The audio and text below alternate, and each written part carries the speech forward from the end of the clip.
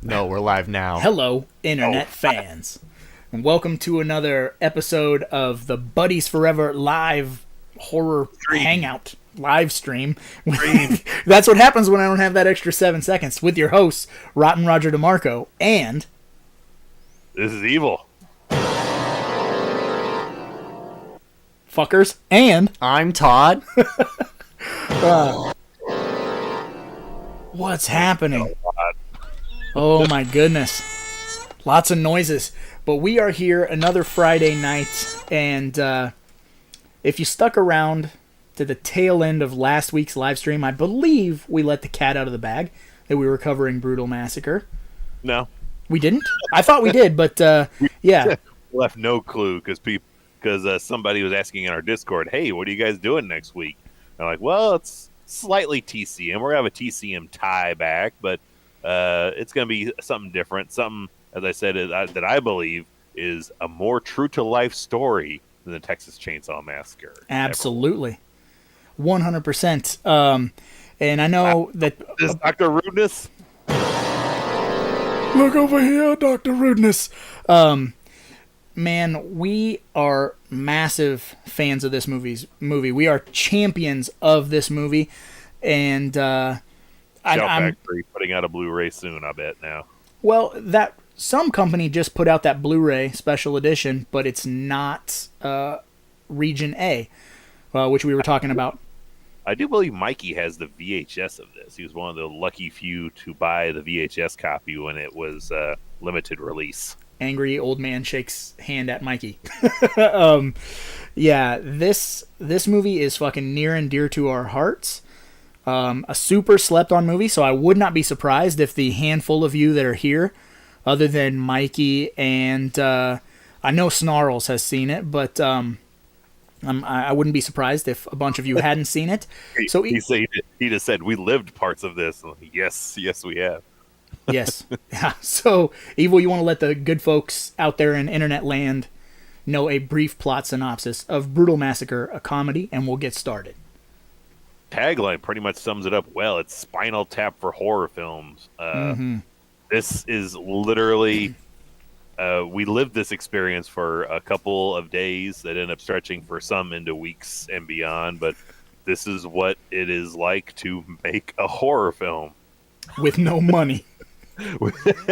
with no money, a fledgling career, a cast. Some of them hate you. We didn't encounter all the problems they had here, but there was definitely a few things where like, wow, this is appreciated on a different level now. Oh, for sure. I guarantee that everybody in the chat who has worked on a production, if you haven't seen this movie, once you see this movie, you'll go, oh, Jesus, that is spot on. But, of course, we are talking about, I don't want to butcher this guy's name, but Stephen Mena. Stephen Mena made this film, and if that name even remotely sounds familiar to the audience, he is the director of the Malevolence trilogy. So, those are fucking amazing movies. Have you ever seen them? I haven't gotten to those yet, but I do know it. I was like, oh, I'm just happy that they went on to do bigger production things. That's awesome. Yeah, so, and those are straightforward horror films, and I believe Malevolence, the first one, predates Brutal Massacre, because I'm pretty sure I was married to my first wife when I saw Malevolence, and then they did, what's it called? Is it called Bereavement, which is the prequel to Malevolence, and then they did Malevolence 3. It's a really muddy timeline. But either way. When a family member dies and you take time off work. Yes. Make a movie out of that. Sounds like a great idea. I bet it's popcorn as fuck. But This movie was made on a budget of $400,000. And yeah, that's pretty much it. We have David Naughton of American Werewolf and London fame is playing a director named Harry Penderecki. Is it Penderecki? Yeah, not to be confused with Jared Padalecki. Leckie. Which he's a acclaimed but fallen horror film director with. I was writing down the titles of the movies that he talks about, and some of the posters are in there. But he's made such films as Bowel Movement, I'll Take the Ring Back and the Finger too. Garbage Man, Retirement Home, which I kind of really wanted to see Retirement Home. Yes. Sasquatch at the Mall, The Fish Who Ate Flesh, Killer Koala, and People Pesticide. Mm-hmm. We got Remix on the ones and twos. He's going to cycle through some of these posters for these faux movies. Yeah. We'll just throw those into Money or Mishap later, but those are some of the designs of the posters. Look Out, was another one about a clown that has a throwing knife specialty. So he's trying to, get the next movie made. Yeah, reclaim his glory. Yes, and he has Natalie, which is what's her character from the original Evil Dead? Oh, that's Ellen Sandwise from the original Evil Dead. Yeah, she's like the behind the scenes production money management person. Mm-hmm. And you have our boy returning from TCM3, Ken Force. Yes, he's our lightings man who of course he's living that cop lifestyle. Like he has this one day left on the force for retirement, and he's gonna have to die. Even in a comedy, they got to kill the only black character in the damn movie. Yep. What the fuck? Then we have I think one of the surprise favorites when I watched it for the first time, Brian O'Halloran from Oh my Clerk, god. which I was like, oh, it's gonna be hard not to see Dante, but does a great job of playing this multi-tier thing. Like he's like the scouting. His official title is AD. He's the assistant director, but he does everything. He is location scouting. He's in charge of fucking making sure that they hire the right prop guys and all this stuff. Which it wasn't quite us, but I always get a kick out of the scene of the first day of production in the hotel. Brian O'Halloran's alarm goes off and he throws the fucking sheets back. He's already dressed. Mm-hmm. He's already he just hit the alarm the second it went off, but he's already acting like that alarm has been going off 12 times. Like he's frantically grabbing the walkie and shit, banging on everyone's door. Come on, we gotta go. That was me. That was me during production. All right, we gotta get the fuck out of here. Yeah, not much though. You more lived David Naughton's character. I didn't really. I've been a good sleeper. I just kind of roll around till I pass out from exhaustion. It's worth just saying. I mean, I know it's in the title. This says it's a comedy, but that this movie is one of the best comedies I have ever seen. It's such a perfect, dry humor. Such little things too that are they're not gut-bustingly hilarious, but it's it's the best we'll get at being. Oh, it's a clever, smart comedy. Mm-hmm.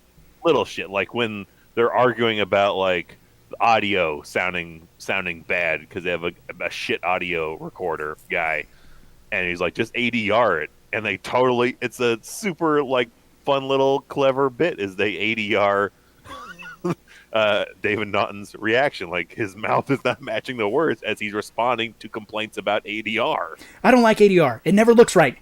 Yeah, his mouth is nowhere close to saying it never looks right. I was that sums up the movie pretty well.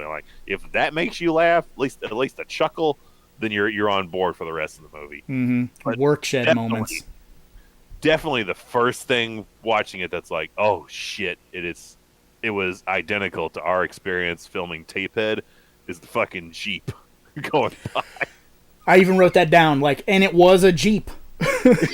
Yeah, we had a Jeep full of people. That wasn't just a Jeep. It's where we are and where we were filming the movie. There's a Jeep club. That sounds made up. That's real. It's like a fucking group of douche canoes who fucking have Jeeps with large antennas, and they drive around and fucking put dips of Skull in and fucking blast Kenny Chesney and fucking bar hop, and they're a Jeep club.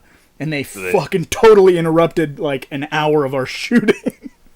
No, they also had that thing that Remix loves, the little tube, in case they're submerged in The water. snorkel. Yeah, the Car snorkel. snorkel. Dude, car snorkels are fucking sweet. All right. We've had this argument before. I'm not a shit kicker. I don't need a car snorkel. I love myself some cars. I'm not a truck guy, but I can definitely get down with a Jeep with a snorkel. Put a snorkel on a Chevy Cobalt, that thing can go anywhere. But that shit seems like a Tim Allen joke. Like, I bought this tool that I'm never going to need or be in the situation to use, but I have it. Like, when are you going to be driving in that much submerged water outside of an apocalypse? You're on the set of Hard Rain. If you're in a Jeep, hopefully often.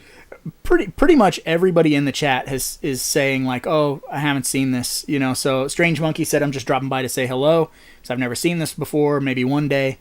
He is going to watch Cobra for the first time, because the other day he picked up a 4-pack that had Cobra, and I said, you must buy this. Cobra rules. Video store reviews in the house says, hey, good to see you guys. Mikey says, when in doubt, ADR. Believe me that I'm no stranger to ADR. But one of the things that I love the most about this movie, again, it's that very subtle comedy, right? But very early on, because it is just like Spinal Tap or like CB4, if you guys are fans of either of those movies, where it's like a mockumentary. So these people are doing a documentary, just following him around, and there's a scene where they're walking through a hallway, and David Naughton is talking about most directors, they like to name off a bunch of pretentious influences, like, oh, I'm a Fellini guy, I'm a this, I'm a that. And he said, but that's not me. Those guys aren't my influences. My influence is Jojo Van Buren, but you've never heard of him. Like, he's literally doing the exact same thing he's making fun of. But, and that is 100% true. You get a lot of, like, pretentious guys who are pretending they're reinventing the wheel, or they're making, like, it's so much smarter than anything ever, and like, they're just full of shit. They're just making a splatter film, and he literally does that this whole movie. I wanted to ask before we get into our favorite character in the entire film, Gunnar Hansen, but we'll get to that in a second. Gunnar Hansen. Again, when you watch this movie, all the audio cues I'm at are going to have in here tonight will make all the sense in the world to you. But they have a story going on where they, like, the guy that's doing because the film is shot as if there's a documentary film guy filming Harry making this movie. So that's the layout of the movie. And at one point, this guy asks Harry about an accident that happened with one of his stuntmen, where one of his stuntmen died. I was like, are they not saying, but saying that, like, they're hinting at, like, some John Landis shit there? Maybe. Because a lot of because he was straight up, like, as soon as he brings it up, he's like, I was cleared of all wrongdoing. I had nothing to do with that. I was like, oh man, are they John Landising him right there? Oh, they are. I was absolved of all wrongdoing. Yeah, I was absolved of all wrongdoing. Because this movie really just kind of cherry picks stuff from other horror directors' careers and other, like, famous sound bites, just kind of tweaked in David Naughton kind of makes it his own. So yeah, I think you're probably right about that being just a little which, if you don't know the story about John Landis haphazardly causing the death of a bunch of people, he was also cleared of all wrongdoing. Just look up the Twilight Zone movie, and it's out there. It's well known, and if you're also a subscriber to, come on, say it, Shudder. Yes, you can watch the Cursed Films series on there, and the last episode of the first season, which they haven't gotten to 2 yet, but the last episode is on the Twilight Zone movie with no bullshit footage I've never seen, and don't know if I need to see it again. Yeah, it's pretty rough. I was going to say, there's behind-the-scenes footage. Did they not destroy the reel? No. You can see it all. They destroy the reels most times when stuff like that happens. I'm surprised that reel's not destroyed. No, yeah, it's in that episode. You do that shit on Friday the 13th, New Blood. Like, we don't need this stuff. But we'll keep the footage of these two little kids getting fucking it's like the propellered up. It's like the Owen Hart fall footage from Over the Edge. Like, that shit's on film. It exists in the vault. Nobody has seen it, but it does have like a label on it that we've been told that says like, do not watch, copy, or destroy. Mm. Yep. So it's out there. But it got real sad real quick. Yeah. Yeah, we just went super serious for a hot second. But going back to the cast of all these horror icons of sorts, tying back to our TCM month we just got done doing, we have our favorite fucking character in this movie. And man, this is the DVD is going to have him sign if he didn't pass away when he did, because he was supposed to be at a convention we were going to go to. Mm-hmm. And my steelbook of TCM was like, well, he can't sign this. He's going to sign Brutal Massacre. Yeah, because I put you on to Brutal Massacre before that convention. And because I've seen, if you can see the DVD on Rogers, half the screen there, that's a DVD I've seen at vintage stock and like places all the time, but I never picked it up to buy it because like, it's just not, the cover never grabbed me, but it's like I recognize it, and you're finally like, you need to watch it. So watch it, and holy shit, does Gunner steal the show in this whole thing? Like, man, I could only imagine if he was still around, if he had made it to like a guest spot on Holliston. Oh my god, yeah, that would have been amazing. Like, when you think of Gunnar Hansen, you don't think like, he's a great actor. You know what I mean? Because he plays a big lumbering killer in the first Texas Chainsaw Massacre, or you see him in stuff like Mosquito or Hollywood Chainsaw Hookers, and you don't really assume that he's got fucking serious talent. And then you see him in this movie. Now, I'm going to tell you something. His comedic timing, perfect. He plays on the fact that he's big and intimidating, but he knows how to deliver very fucking comedic lines. It's so good. Yeah, every time, at least the first two times he pops on screen, he's very much there, because that's when Brian O'Halloran's trying to find a location, like a house that's like the haunted house to film in, and they roll up on this place, and they're like, "Does anyone live here?" And from behind, he's like, "Hey." So it's safe to say that our Alfredo Award goes to Gunnar Hansen. Yes, didn't even have to think about that one. That was just a shoe-in that Gunnar Hansen would win the Alfredo. So, and just as many good lines too, because they're like, "Can we film here?" And they're like, "I don't give a fuck. Do whatever the fuck you want. Shit, I'm just gonna tear the fucker down next spring and rebuild it." That's his whole setup, is like, do whatever the fuck you want. But he's good at being like, "Can we go in and look?" And he's just like, "I don't give a fuck." Yeah. Oh, he's so fucking good in this movie, dude. Slightly shady, and then the second time he pops in again, it's when the tech guy is there doing like measurements and shit on the house, setting stuff up, and again from behind, all you just hear is, "Hey!" So there's one thing I wanted to. Tells him just to do his worst and go to town on this place. Sidebar. It's so weird, but I love how Gunnar Hansen drinks a beer. Oh my god, yes. It's just fucking pouring out. Like, it sounds so like uncomfortable. It's aggressive. It's aggressive, but it's like it's sloppy. You can tell it's cold outside because you can see his breath, and he just pops the top on a beer bottle, and it's just like pouring out the side of his mouth. He just probably drinks half of it, and then I love when he's like, "You want a beer?" to Brian O'Halloran, and he's like, "Yeah, sure," and he hands him the beer he's been drinking. Hands him half drunk beer, and then of course offers a fresh beer to the lady that's with him. "You want a beer, sexy?" But sidebar was something I wanted to talk about. It's sort of a cruel twist of fate, and I actually had this revelation earlier this week. I was watching this movie with my wife because I watched it earlier this week, and then I watched it today. This is a movie that I'm not bullshitting when I say it's in constant rotation. Like, I never get tired of putting this movie on. But this Cruel Twist of Fate that I'm alluding to is in the movie, Harry Penderecki is he has a chance encounter with this big director, right? And he's like obviously kind of downtrodden. It's like a moment in the movie where he feels like he's not gonna make a good movie. He's not gonna climb back to the top. That he's over. So he goes into a movie gallery, and he's walking around this movie gallery, and he finds the Blue Dot specials, the 99-cent movies, and his movie, I'll Take the Ring and the Finger Too, is in there.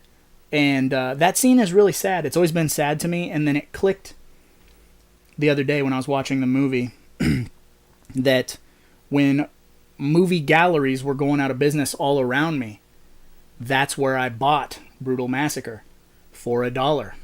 And I'm like, that is a cruel twist of fate. It's the exact same fate that fucking he has in the movie. Stephen Mena has. Life.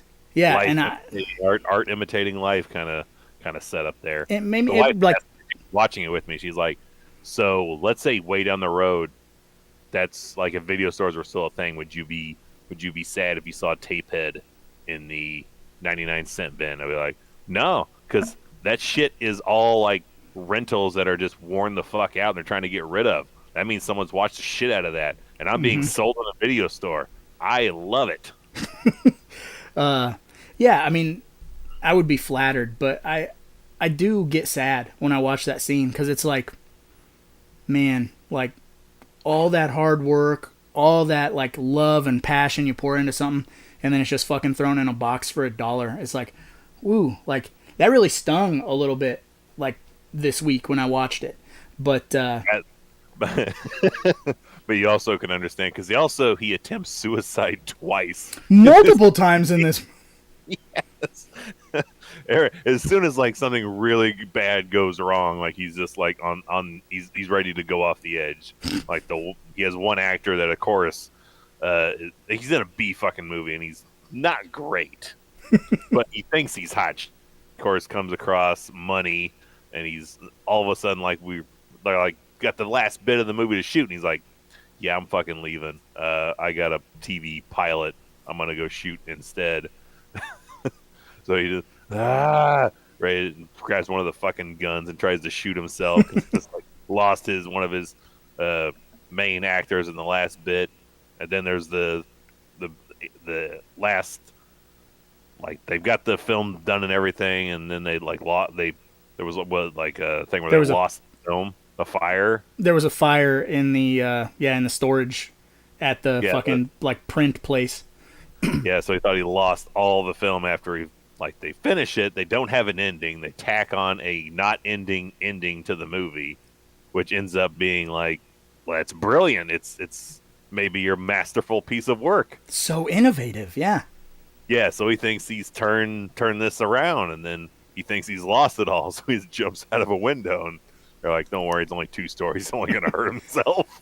Well, speaking of some of the depressing aspects of this movie, I did show this movie to Remix probably a year ago, and I was just telling him how funny I think it is, and da-da-da, and we get done with the movie, and he's like, that was depressing.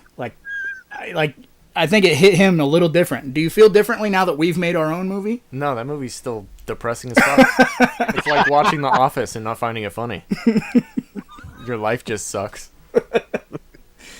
It's the worst feeling is that like something you think is funny and you put somebody else onto it and you're watching it with them and they're just no selling anything. It's not hitting. No, it didn't hit at all. It's funny. I definitely want.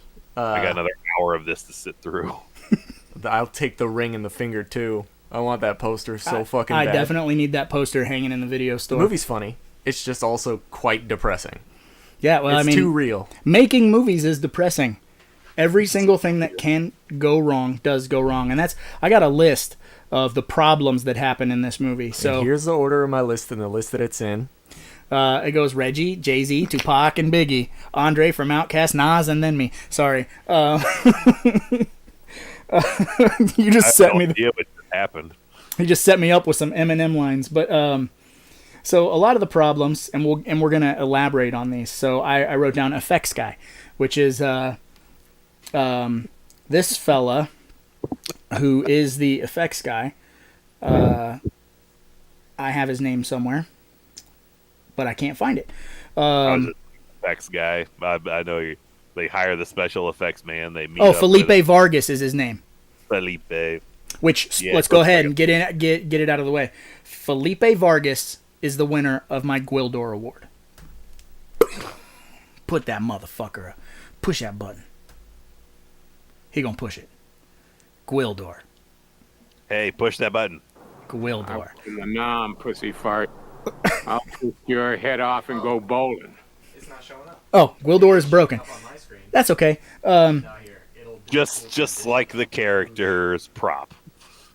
Broken.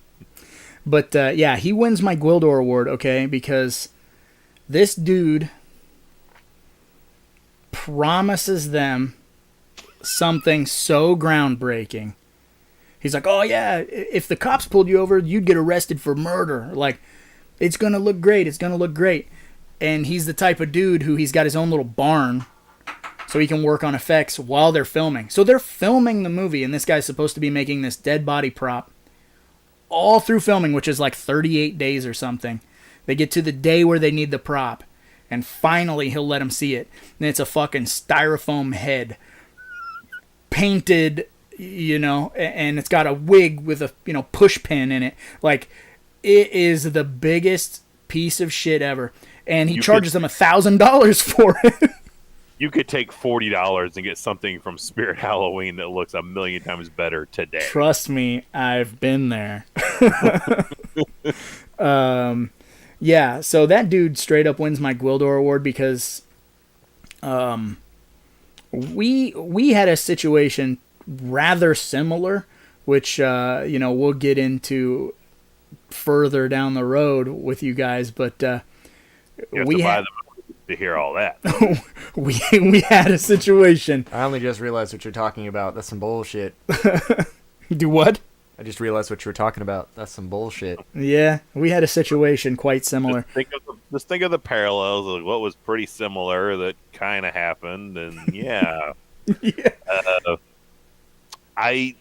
Because of that, I couldn't give him my Gwildor because now it has a fucking charm to it for me for those reasons. But if I was to pick one, it's like, oh, what a shit! It's that fucking I can't think of the actor's name, but it's the guy it's the high class actor that ends up, or not him, but the not the actor, but the director, that high class director that he meets up of all places. That's where it's almost bullshit. Like to me, is like this fucking random restaurant in this town. Harry Penderecki runs into this high-end director, got the fucking nice coat and shit on. He's like, oh, just filming this thing here. You have fun with your little project. That's the best comeuppance in the whole movie is you just see a newspaper at the end where it's like, that dude's fucking movie that he was just getting ready to do fucking tanks. Yep. It's like, good. Yeah, because he's so overly, like, snide. Like, he is. He's that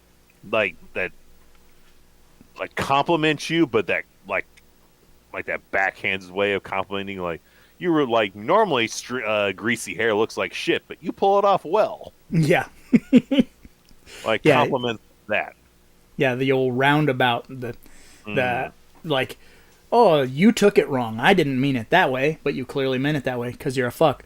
But that guy sucked. I didn't like him. I almost gave it to the actor that decides to leave at the end of the movie. What are you saying? But that was good, but that other guy that gets killed and the girl that's with him are probably better when that one dude is laying on the ground that has the machete in him. Oh, yeah. The killer. Who did this? The killer.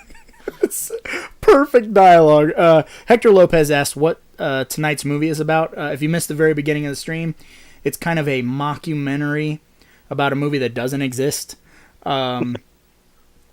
It's a very funny movie. It's kind of like This Is Spinal Tap. So it's a fake documentary following this film crew around making this horror movie. And it's basically just Murphy's Law. Everything that can go wrong will go wrong type of deal. And speaking of the problems, not only is the effects guy a conniving pile of shit who pockets $1,000, there is a death on set, which is another thing that we got to talk about, because now, after us making our own movie, and then I've been on a few film sets before, but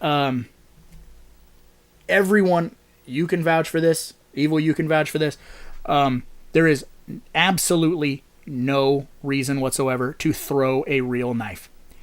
Ever. That could be accomplished holding onto the knife with a whip pan, and then cutting to the person with the knife in them, or cutting to the wall with the knife in it. You never need to. You don't need to throw a real knife ever. You don't know what was happening in the green room with. Yes, I do. I heard actor, it's in the special features. Young actor Clayton and I. I want to see these special features. Oh, Mikey ratted us out, huh? No, he didn't. How does this Clayton happen? did. This little motherfucker. I want to punch him in the heart. But that's called yes, a heart punch, and that's a wrestling finishing maneuver that Crush used for a brief period in 1997. there also might be a heart punch in our movie. But yeah, so there's a death on set, which luckily we avoided on Tapehead. Yeah, nobody died when we made our movie, but nobody died from any knife throwing accidents on the set of Tapehead. I think we deserve a super chat for not killing any of our actors. But No matter how close you wanted to come to. yeah, nobody died. Everything worked out. But in Brutal Massacre, they're towards the tail end of their shoot, and they're trying to get these last couple of shots off. And here's what I think from an outside perspective. I think that accident never would have happened had that actor not quit, because that actor quits and causes all that stress to the production right before they're going to shoot the scene. They replace the actor that they need to replace, and it's just, bad planning, bad prepping, and stress. So I blame the fucking actor who quit for that accident even happening. But as a result, Ken Foree meets his demise, like Evil said earlier, mere days from retirement. Literally living the cliche of the horror movie, the black guy has to die first, and apparently, and this one die only. And yeah, he also is living up the just one more day, and then he literally this is my last day, my last shoot with you, last shoot I'm doing entirely. I'm gonna go off to computer college and get a job. I have a job waiting for me. I'm leaving this business. I have greener pastures to go to. He's never gonna make it to. No. So that happens. Another issue that thankfully we really truly never ran into. And I gotta give some love to my man Hanu. I'm gonna butcher the last fucking name. Vindapesh. Hanu Vindapesh, the DP of this movie. And for those of you who are not in the know, a DP is the director of photography. Shooting one of the key elements in the movie, needing nudity, because they're investors, who is 100% supposed to be Joe Bob Briggs, demands titties. Titties. That's how that did. There ain't no nakedness. He plays a stupid guy. The dump. Yeah, the dump. Nakedness. Now that's really Joe Bob grabbing, but I don't know if I've ever heard Joe Bob say titties. Mm-hmm. That's a me thing. I say titties. Tiddies. Titties. Yep. Gotta have that. Yeah, Hanu. If you don't know, which most haven't seen this movie yet, but I know you all will. But you would probably recognize him most as the dude from 40-Year-Old Virgin that's always telling people to go fuck a goat. See, he's just always going to be Hanu to me. He's, Hanu. He totally is the character. He's just the 40-Year-Old Virgin guy that works at the electronics store that just tells people to go fuck a goat. And so he has a very special relationship with Harry Penderecki in this movie. They've worked together for years. And he always gives him this hand signal. This right here. Which Harry mistakes for meaning, that was good. You're number one. But this, what does it mean? This me one more. This me one more. I thought that means you said I was number one. What does all good mean? So the quintessential nude scene that they absolutely need to get in one shot. That's because all they got. The girl only agrees to do it once. They go to shoot it. It's out of focus. Because previously in the movie, they have a breakaway shirt for one of the actresses. She's supposed to get grabbed from behind. Shirt's supposed to rip open, so you get a couple more boobs. The shirt malfunctions. They're like, hey, we need to reshoot that. And Harry goes, it looked great. See how scared she was when she fell? Like, it looked real. So they keep it. So they don't do the nudity there. That's some Exorcist shit there. I feel like, maybe that's just me, but I'm like, I feel like they're pulling from The Exorcist when they pull Ellen Burstyn back when she gets backhanded by Reagan. I was like, wow. Like, let's do it. Yeah, because the take they use of the reaction of her fucking grabbing her back and hurting is the real shot when the director was like, fucking give it to her. This, I pull her off her feet. Like, just fuck her up. We got Jelly Ducks in the house, who is one of the OGs, been here for forever. It's nice to see you, man. Welcome to the live stream. We're just churning our way through Brutal Massacre, all the stuff we got to say about it. This is an original Royal Rumble hat. This is a 1997 was there live and in person hat. I was making sure it still fit. You know, I was only 13 then, so 37. I can still almost fit this fucking hat. 37. Doesn't happen often. I think you missed a year. No, I'm still 37. Another one of the things, which is it's going to happen on any set, right? But it happens in this movie, and it fucking causes a problem, is they hire a sound guy who has never used the equipment, and he botches a bunch of shit. Like, how many movies you worked on? Several. Some kind of SMPTE time code error, which we had our very own situation in our movie, which was to no fault of our equipment. You'll hear about it in our commentary. Ghosts interfered with our ability to record some audio for about 40 minutes, and it's only in one spot on this floor. It was odd, to say the least, because never did we have one malfunction ever. Not one. And then it just decided, fuck you guys. So you're gonna film on where somebody had died. Ooh. The old ooga boogas. And you know, you're gonna hear it everywhere. Anything you watch, they're gonna say, like, if you make your own movie, it doesn't matter how much money you have. You could make the cheapest piece of shit movie, but if it doesn't sound good, nobody will watch it. People will forgive shoddy editing. People will forgive bad lighting, even shitty dialogue, if it sounds good, you know. So that's very important, and it's funny that it happens in this movie, and it happened to us for a brief period of time. We didn't struggle or anything, but we did have that.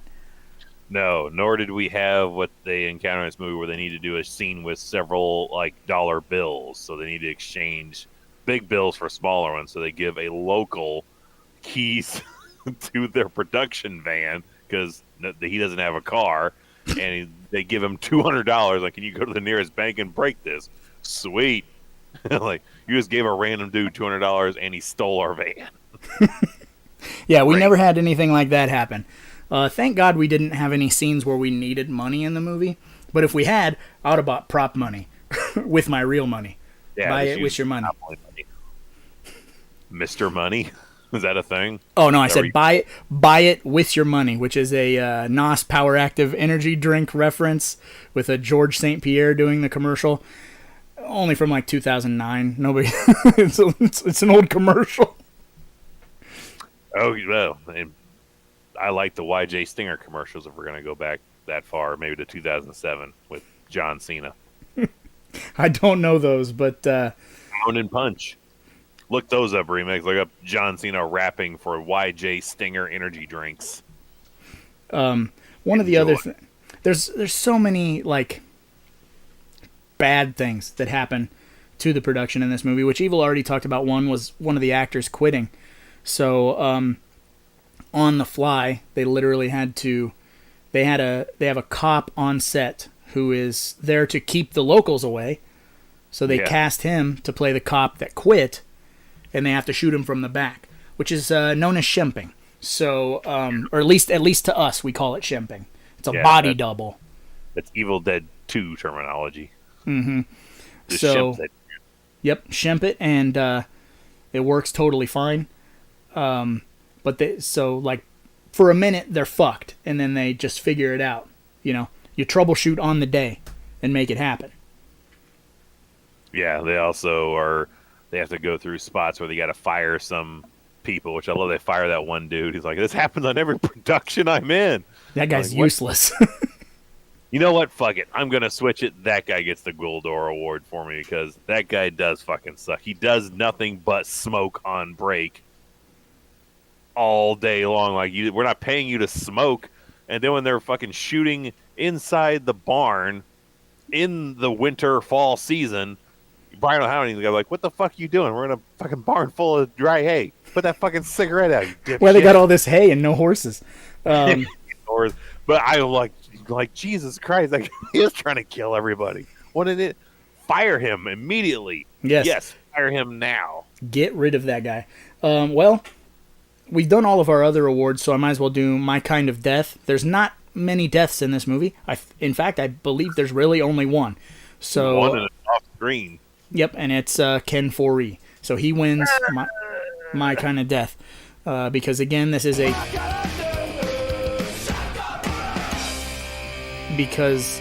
a comedy about the making of a movie. So for there to even be a dead body, it's kind of a stretch, but we at least get one. I didn't have one because, we only have the one death and we don't see it, so I didn't really have a My Kind of Death, but thinking on the would be, I will say, I'm going to say My Kind of Death is Gunnar Hansen's story when he's like, after he finishes that fucking beer, some kids were killed out here for real once. Fucking A. Never caught the motherfucker neither. Which is a story I just want to retell forever in just random situations in an elevator or something. Some kids killed around here for real once. Some kids got killed in here. Neither. What are you talking about? And just go, hey. I was in the Nam, pussy fart. I'll twist your head off and go bowling.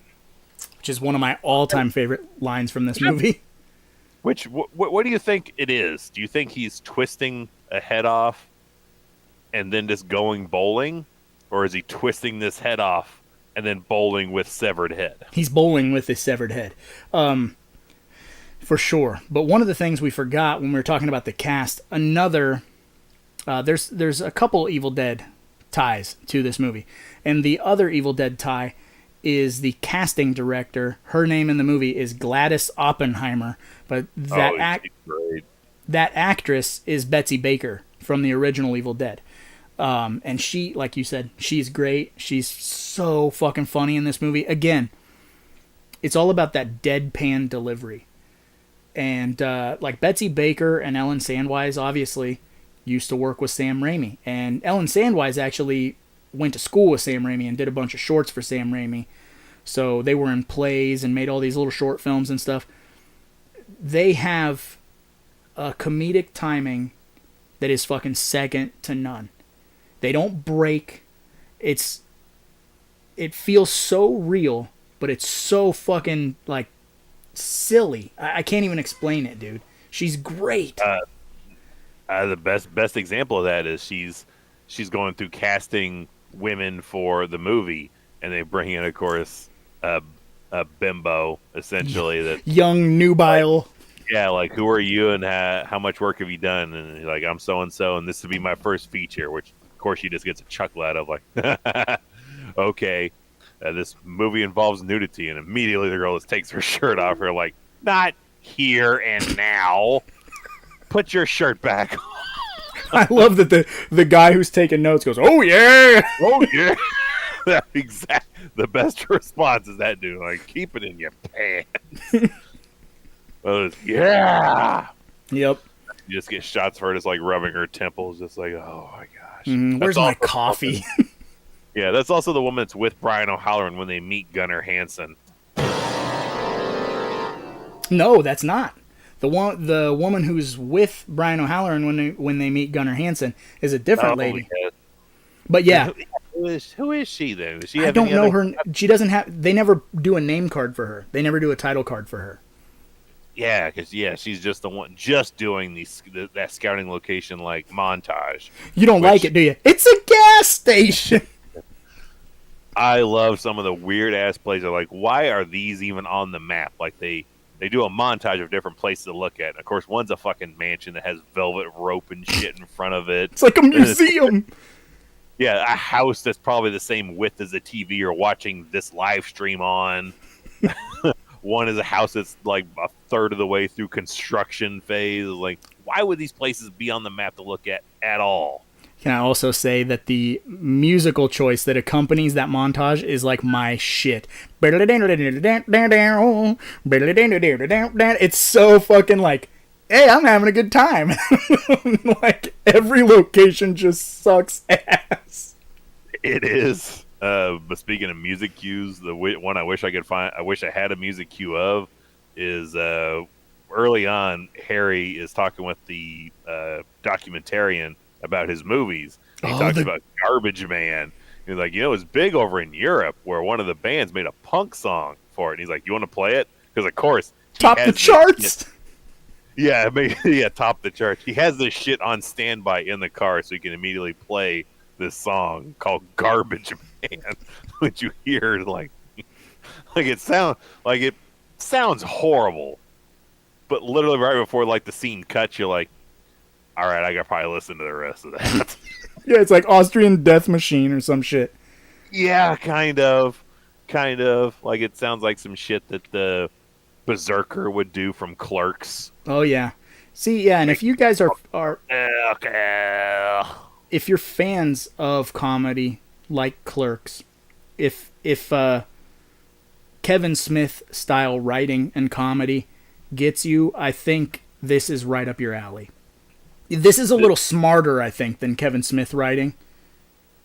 Even though we've done like Midsommar and some other movies of that caliber, I feel like this is like the most we're ever going to do a movie where like this is smart horror comedy here. I think so too. Like this is the most pinky up movie we may ever do, and it's weird because it doesn't. It's not, but it is. Yeah, but it's not. Yeah, because I feel like, even if you like dick and fart jokes, if you're like a lowbrow comedy guy, which we're forever 14, so that kind of stuff is funny to us, but it has a time and place. Right, and I think that this movie is above that, and I think it's even, like I said, above a Kevin Smith type of comedy, because Kevin Smith, he's kind of swimming in that shallow end with the the dick and fart jokes, but he puts some heart, like Jay and Silent Bob, the reboot. There's a lot of heart and smarter things in there. I like a lot of the writing in that movie, but yeah, this is smarter. That one didn't win me over a whole lot. I like a lot of the other works previously. I'm waiting to see how Clerks 3 ends up turning out, but like it's more in Brutal Massacre. It's a bit more subtle, like when they are filming, and then when they are like reviewing the dailies of the breast exposure. Like it's a subtle little thing. Like when they're filming it, like as soon as it's getting ready to happen, they cut to a shot of the whole crew filming it, and you get to see all of them just slightly lean forward.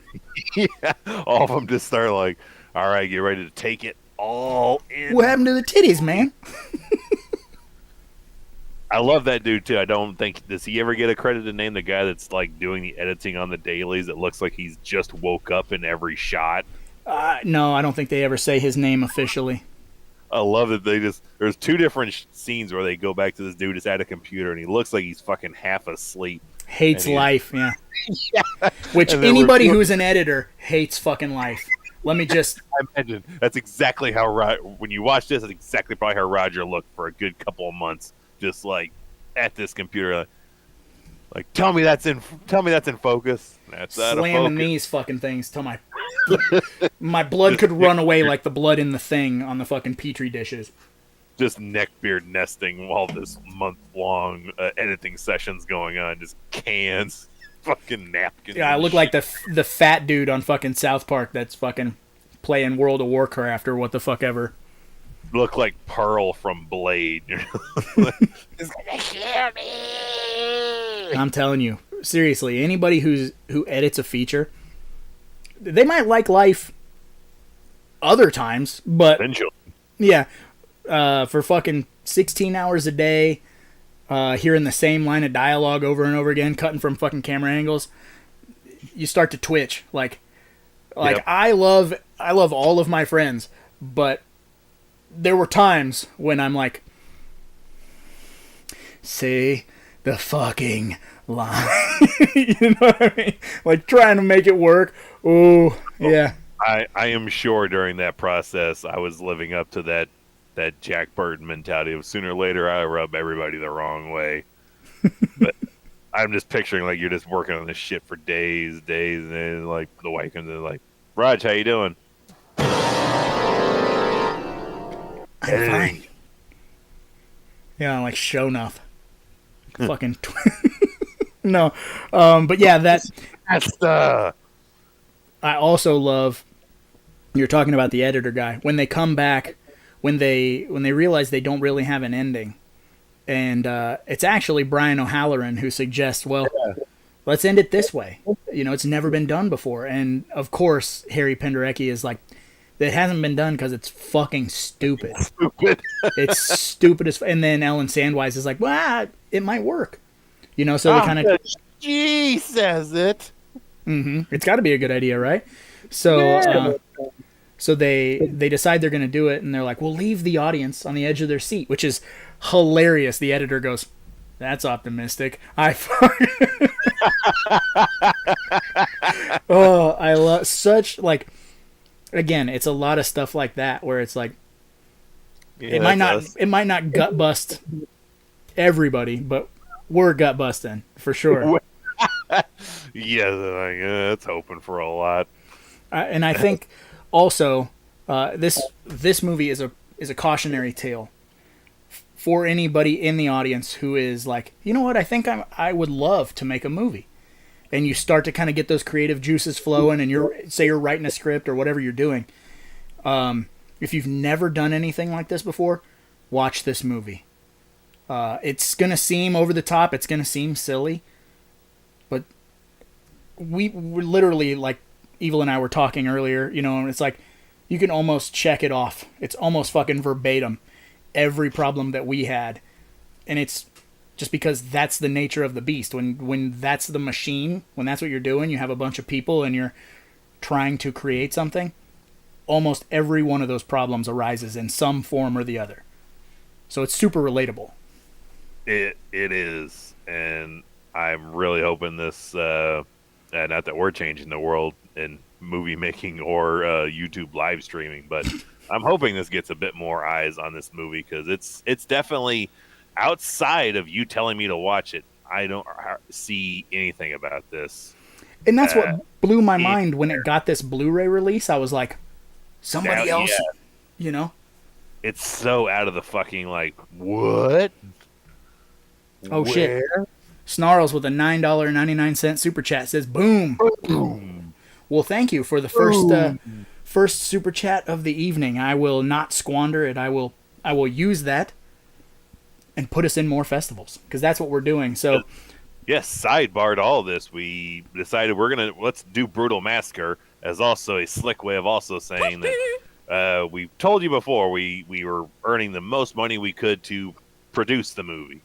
now the movie's done. So now any money that's really coming in, we are putting that shit in festivals. Which, Raj, give us an update on the festival runs of Tapehead. Oh boy. Well, we're about to find out if we've been accepted to a bunch. The dates are really kind of scattered, but we're submitted to 21 festivals as of today. And once we're accepted, I will be posting in our Discord. I'll post on our community tab here on YouTube. I'll post on our 3B Video Facebook where it's going to play.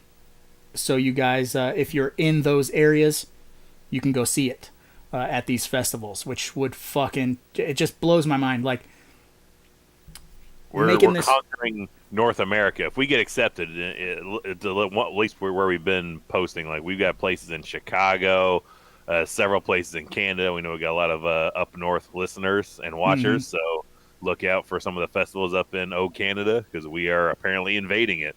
And we're trying to go to Italy. Yeah, well, a little tiny spot in Italy right now, which, man, if our lighting doesn't win awards in Italy, I have no faith left in humanity, period. Someone said Remix is a robot. That's 100% true. He drinks fucking motor oil like, what's that guy's name in The Wraith? Scuzz or what the fuck ever. Sex robot. Sex robot. Remix is a sex robot. I have watched him robot and sex. What does it want? It wants sex.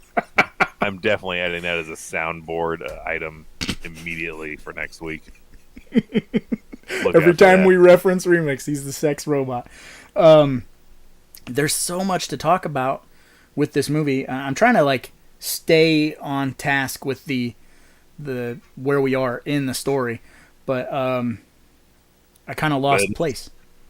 Well, it ends with not having an ending, and they're like, let's go with that. So they decide to go with that, and it ends up being his biggest fucking hit. And they kind of wrap the movie. I love how they end the movie. One, which I thought had been a fucking weird, alternate ending of Clerks, similar.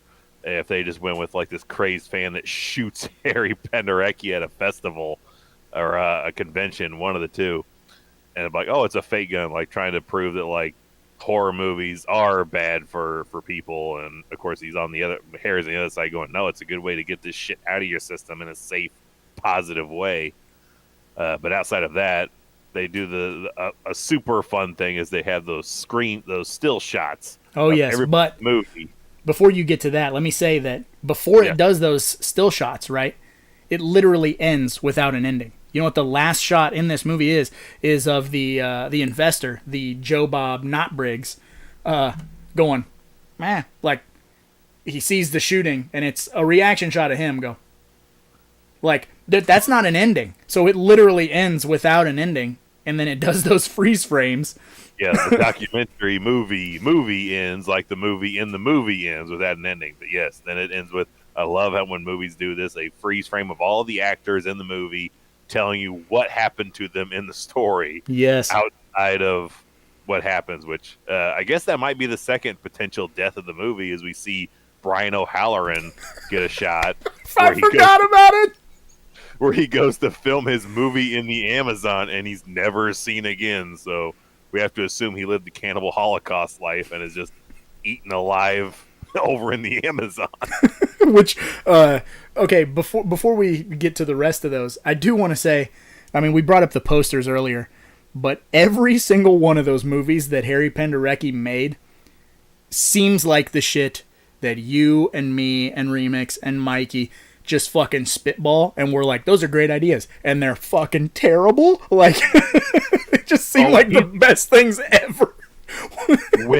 when Brian O'Halloran is explaining his plot that he's writing for this Amazon, it's fucking awesome. Oh man, is it something else?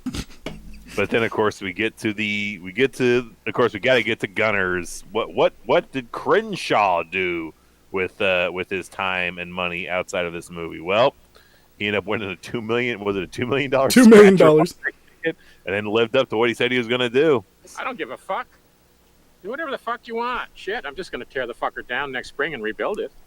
rebuilds his house after he tears that motherfucker down. Which I love. That's even they do the other thing where they in text tell you what happens, and they write he tore that motherfucker down. Yes.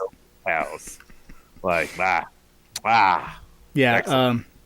Sidebar. This DVD signed by David Naughton, because we actually got to meet David Naughton in like 2017, I believe, and 18. Either way, all the fucking years run together now. But yeah, you know, my wife is a massive fan of American Werewolf in London, which I think we all are. It's a, you know, there's nothing wrong with that movie. It's a great movie. But I brought him Brutal Massacre and Holliston to sign. Yes. And when I pulled this sleeve out for him to sign, man, it was like Christmas morning for that dude. He was so fucking excited. I've never seen somebody so excited. And he was like, oh, this movie is brilliant. Like, he was so over the moon about talking about this movie. And we got to chuckling about... I'll take the ring back and the finger too. He was all about that. I regret not double dipping to get it. My Brutal Massacre is signed by Ken Foray, which is awesome in itself. But I took Ice Cream Man for David Naughton to sign just because like we were both in that place of like, let's just find the weirdest thing they've done that we own that we like that we can get them to sign. So like, well, I'm gonna take Ice Cream Man. Well, I'm taking Brutal Massacre. Is like a not verbally communicated conversation of a competition of like what's the cooler, weirder shit we can get celebrities to sign of stuff that they're in. And then of course I get to do my Chris Farley pretty much for him because we're having our nice conversation about Brutal Massacre, and then I give him Holliston to sign, and he's like, oh yeah, you like Holliston? I'm like, yeah, man, I love Holliston. And then I kind of like froze and I go, So what was working with Adam Green like? He's like, oh shit, I'm becoming that person. And he goes, it was good, and I was like, that's awesome. I got nothing. Well, if that's not a good segue to a commercial break, I don't know what is. All right.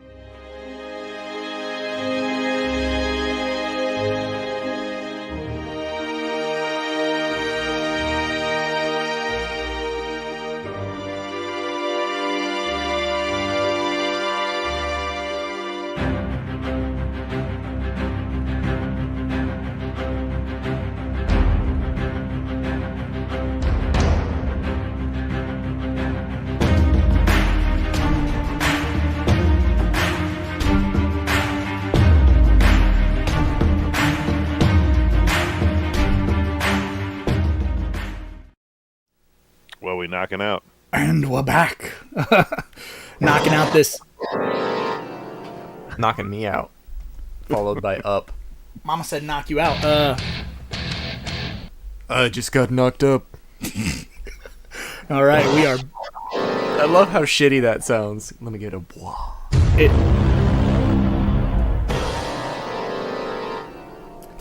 You want it, I'll just keep doing it. Say something and I'll do it. Scary. It's the second hour. Works for anything though. Like any word almost could, fit it.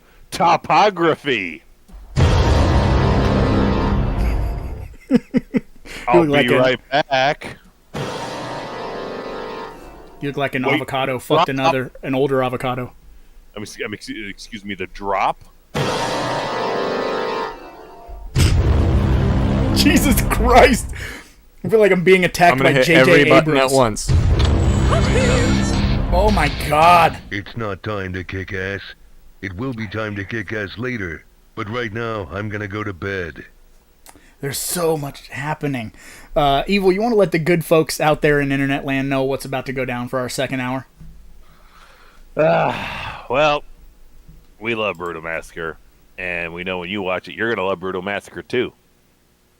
But in the year of our Lord 2021, there's a lot of hate-filled people out there, a lot of angry folks, a lot of Karens, Kevins, assholes, douchebags, and whatnot.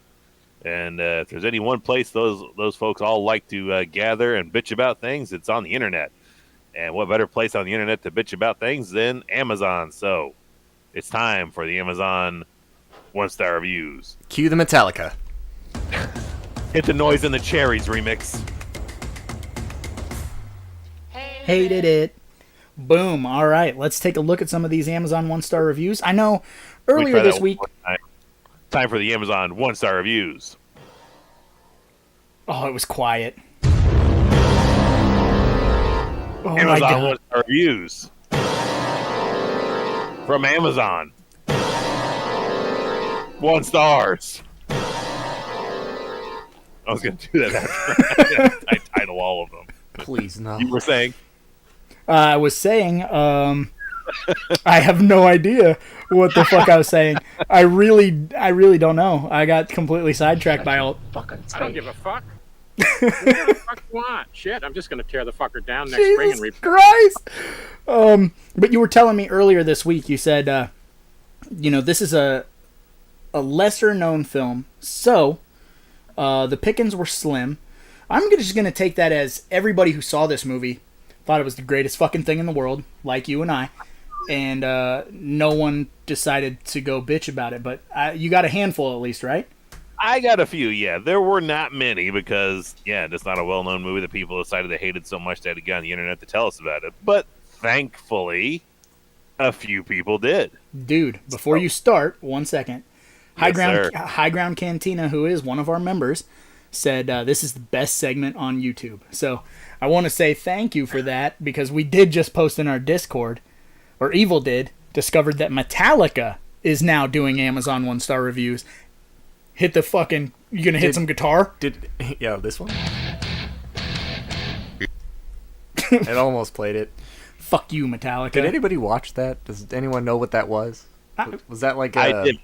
It was on one of the late night talk shows. I don't know if it was Colbert or Jimmy Kimmel. It might have been Kimmel, but they just did they read 1-star reviews of their Black album. So they literally just read a handful of reviews of people that hated their own music. So I was like, huh. Interesting. Those motherfuckers. Yep. I know I feel like we made it when Metallica, we can say Metallica is Napstering us. You know, when other YouTubers message us and go, we really like that 1-star segment. Can we steal that? Like, no. Wouldn't be the first time a very popular music artist stole from me, but we're not going to talk about that. Also, wouldn't be the very first time a fucking YouTuber stole from me, but whatever. Metallica's not a YouTuber. Neither is I'm not talking about... I've always said, when I die, I do want to be buried because I want a tombstone. I want that tombstone to say, whatever you do, don't fall asleep. But it may also have to have an asterisk, being like, also created the Amazon 1-star reviews on YouTube, maybe the best thing I've ever done in my life. And I've got children. I want my tombstone to be used in a wrestling match. I just want to be tombstoned. Yeah. No. So you would want to, like, the only logistical way a tombstone's ever been used in a wrestling match is used for a prop for the Buried Alive matches. I want a full-size 500-pound slab of stone to get broken over John Cena's fucking back. Can't see him when he's 6 feet under my fucking tombstone. Jesus. I'm going to get buried with him. How about that? Good luck finding the 3 guys to lift that up to do. But Michael Myers from Rob Zombie's Halloween can do it. Yeah. So can Thomas Jane and the Punisher, apparently. All right. All right, Evil. Hit these 1-star reviews. The Noise and the Cherries. I'm going to take a little sippy sip. You take a sip. This is from Robert C. Ingman. Not to be confused with Robert England. No, Ingman. All right. Ingman. On October 19th, 2009. 1 star. Brutal Massacre, a comedy. Well, maybe more of a joke. No way around it for me. Just a pathetic effort. Kind of embarrassing, really. I've seen so many movies with tiny budgets that soar on the creativity of their creators. They're spelled Thiers. Not Brutal Massacre. It's a fine line between so bad it's good and just so bad. Ed Wood is bad but good because he had a vision and he stuck to it. I sensed No underlying vision here. So this is so super weirdly written. Like he'll have 2 words of a sentence and then start a new sentence underneath that sentence. That don't like the sentence is still going, but he continues underneath it.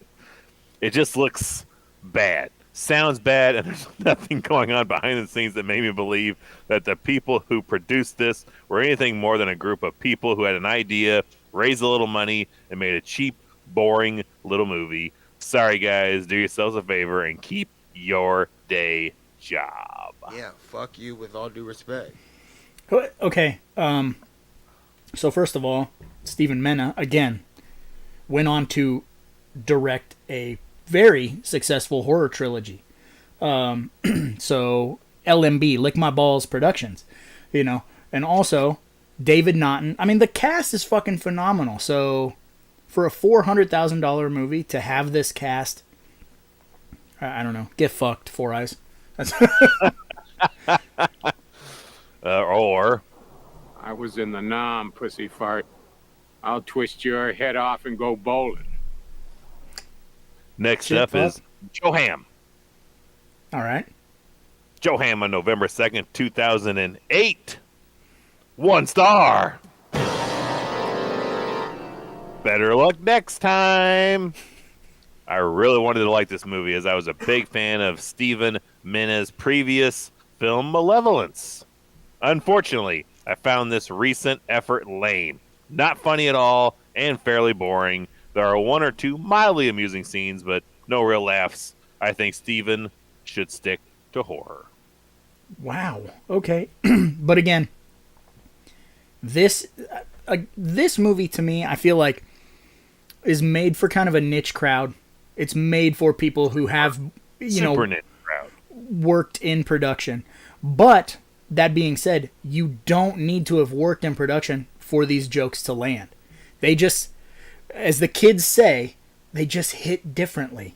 You know, We all react differently. they hit different when you have done this. What the fuck?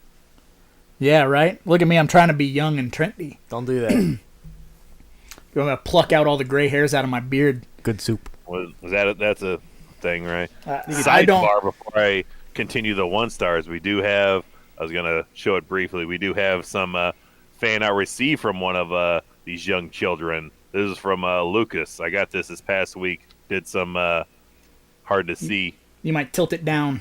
Hold it I'm closer trying to as well. all different ways. All different ways. We got Starting to some.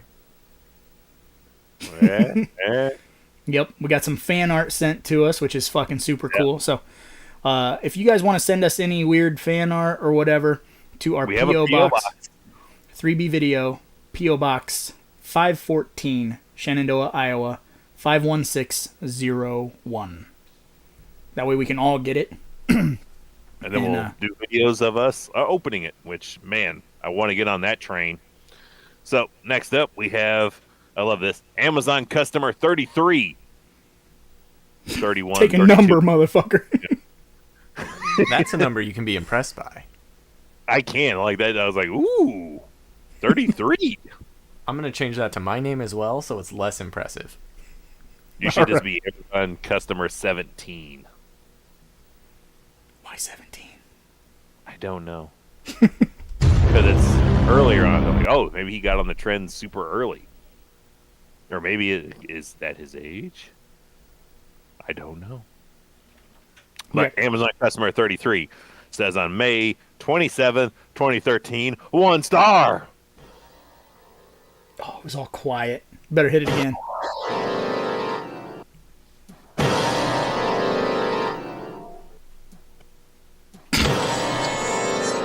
All right. What do you got, Evil? I can put it on loop. Even for a bad movie, this is bad.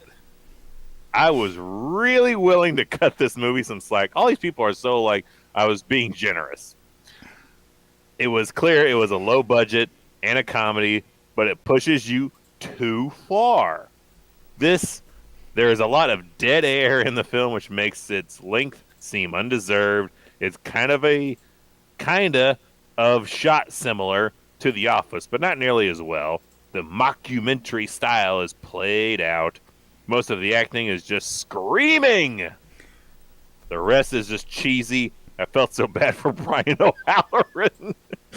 Avoid this one at all costs. I don't know if we watched the same movie. There's not really a lot of screaming in this movie. Like, I'm actually perplexed by that. Internal screaming. And yeah, it's just in your Give head. him You're just some going. internal bleeding. All right, so next up we have Thomas on November 14th, 2009. He says, 1 star. Totally boring. I am a die-hard horror fan, and I was really looking forward to this movie. And again, these people are always like, I was really cutting this thing slack. When I heard about it, maybe I missed something, but I didn't laugh once during the entire film. It had great potential, and I really wanted to like this movie, but I just couldn't get into it. Very disappointing. Fine. Fine. Yeah, whatever. That's the way you feel, just forget it.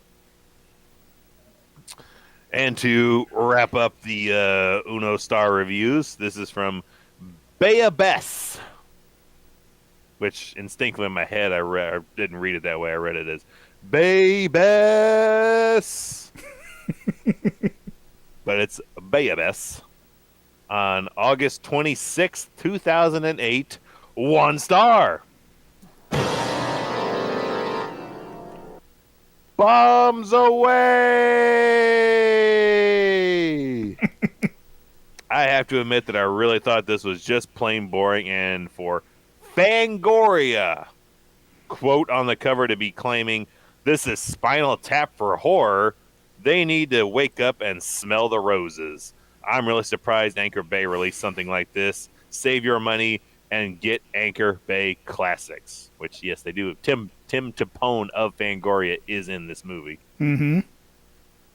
Which leads me to believe that they shot that opening like fan thing, that they just didn't tell the audience that they were shooting a movie and that Harry Penderecki wasn't real. I feel like they stole that shot at an actual panel. I feel like that was all part of the production, but I feel like they just filmed in part of the convention. It wasn't going like they filmed a bunch of shit, and they filmed like 3 days worth of convention shit, and they only end up using like 8 seconds worth of like this going up and this a little bit there. But that's what I feel is going on there. But that is the conclusion of the Amazon 1-star reviews. That's all the hatred we can bear for Brutal Massacre. All those people were just wrong. They're wrong. That's 90% of all of them, too, so that should make you feel a little better. I pretty much read damn near all the 1 stars for Brutal Massacre. There weren't many there. All right, well, now that you're done with that, what do we do now? We're going to go on to a segment that might be even smaller, because it's even harder to find. As hard as it was to find some 1 stars, it may be a bit harder to find. What we have next is we're going to take a look at some different poster designs for Brutal Massacre.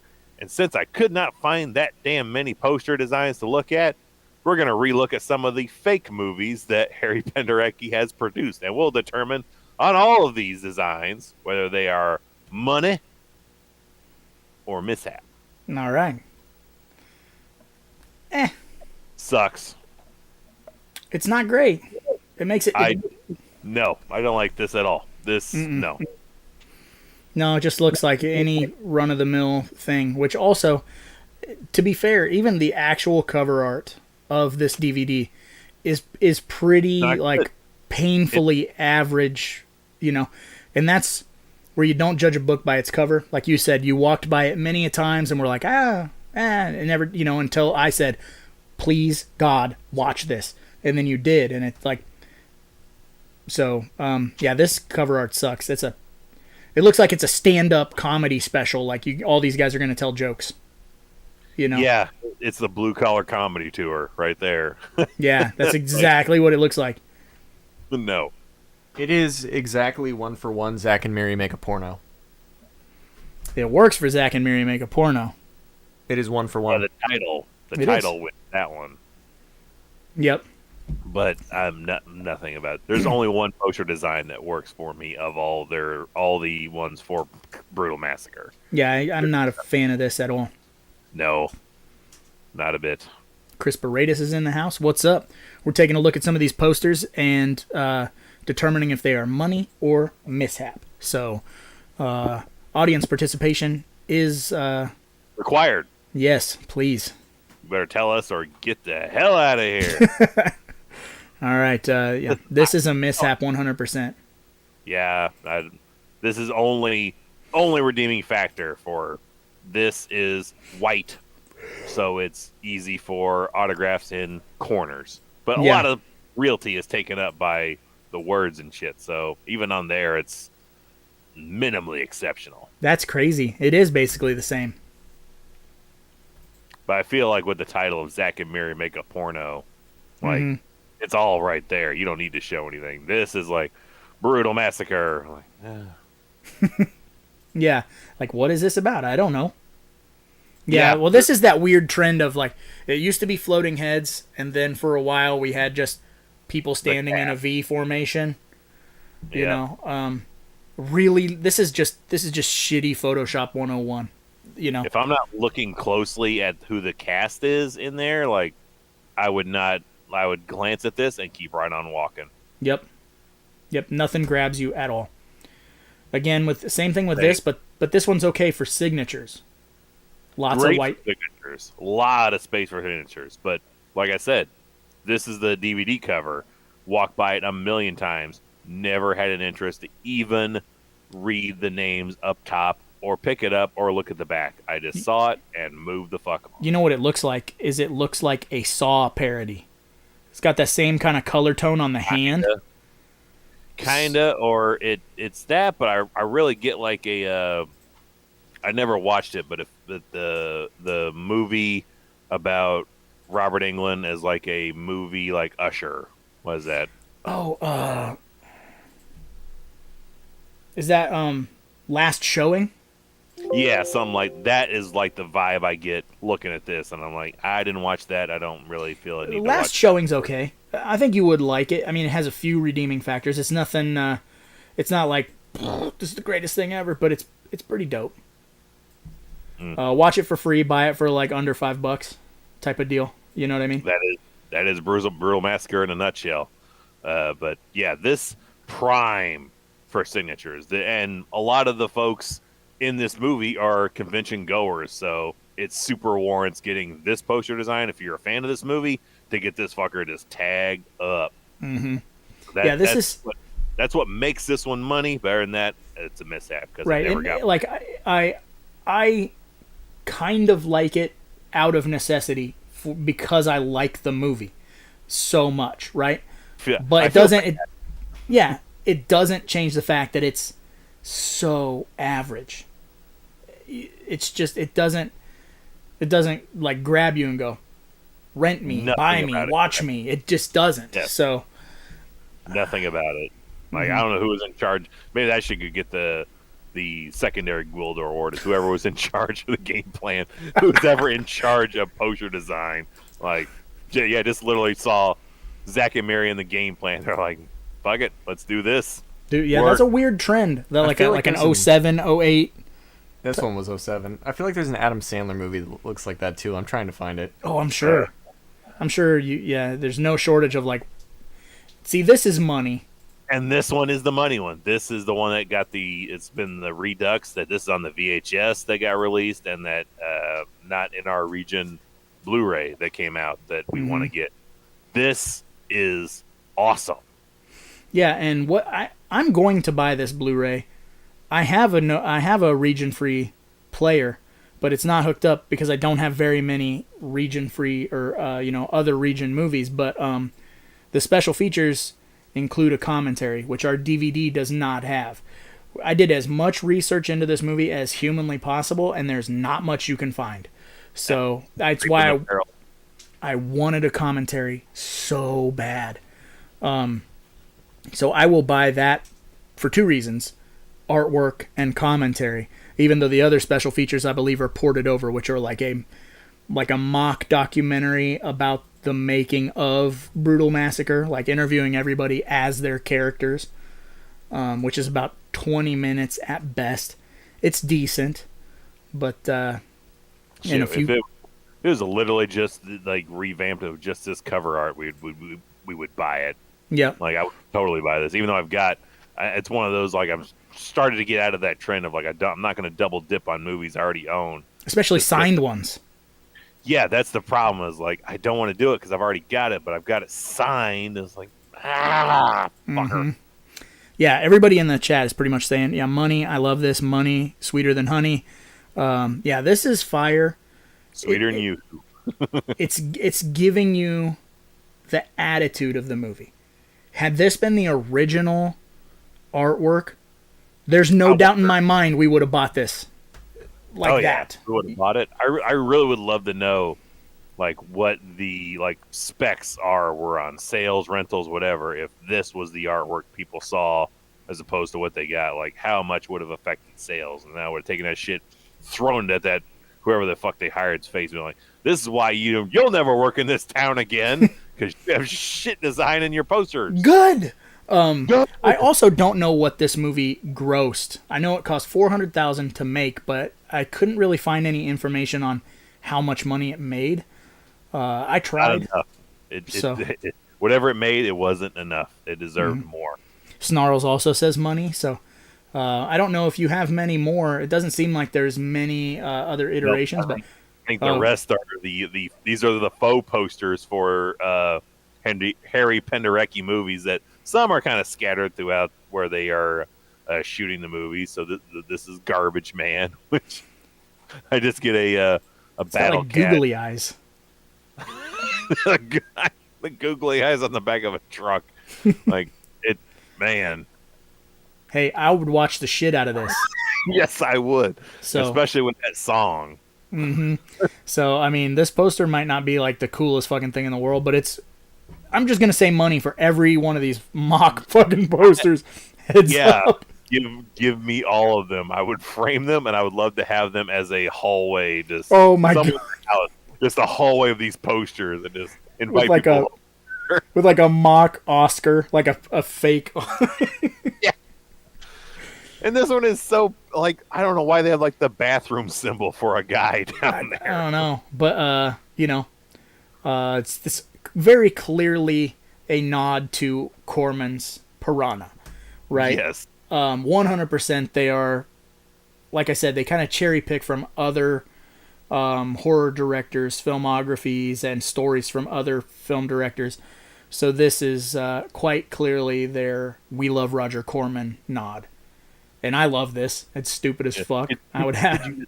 Could you just imagine, like, if we had people over that we are like friends and acquaintances with, that, like, oh, we're finally gonna like check out their house, and this is the posters that we're like, yeah, that's the posters we have up. Sasquatch at the mall. I love the shitty Photoshop of the lady screaming.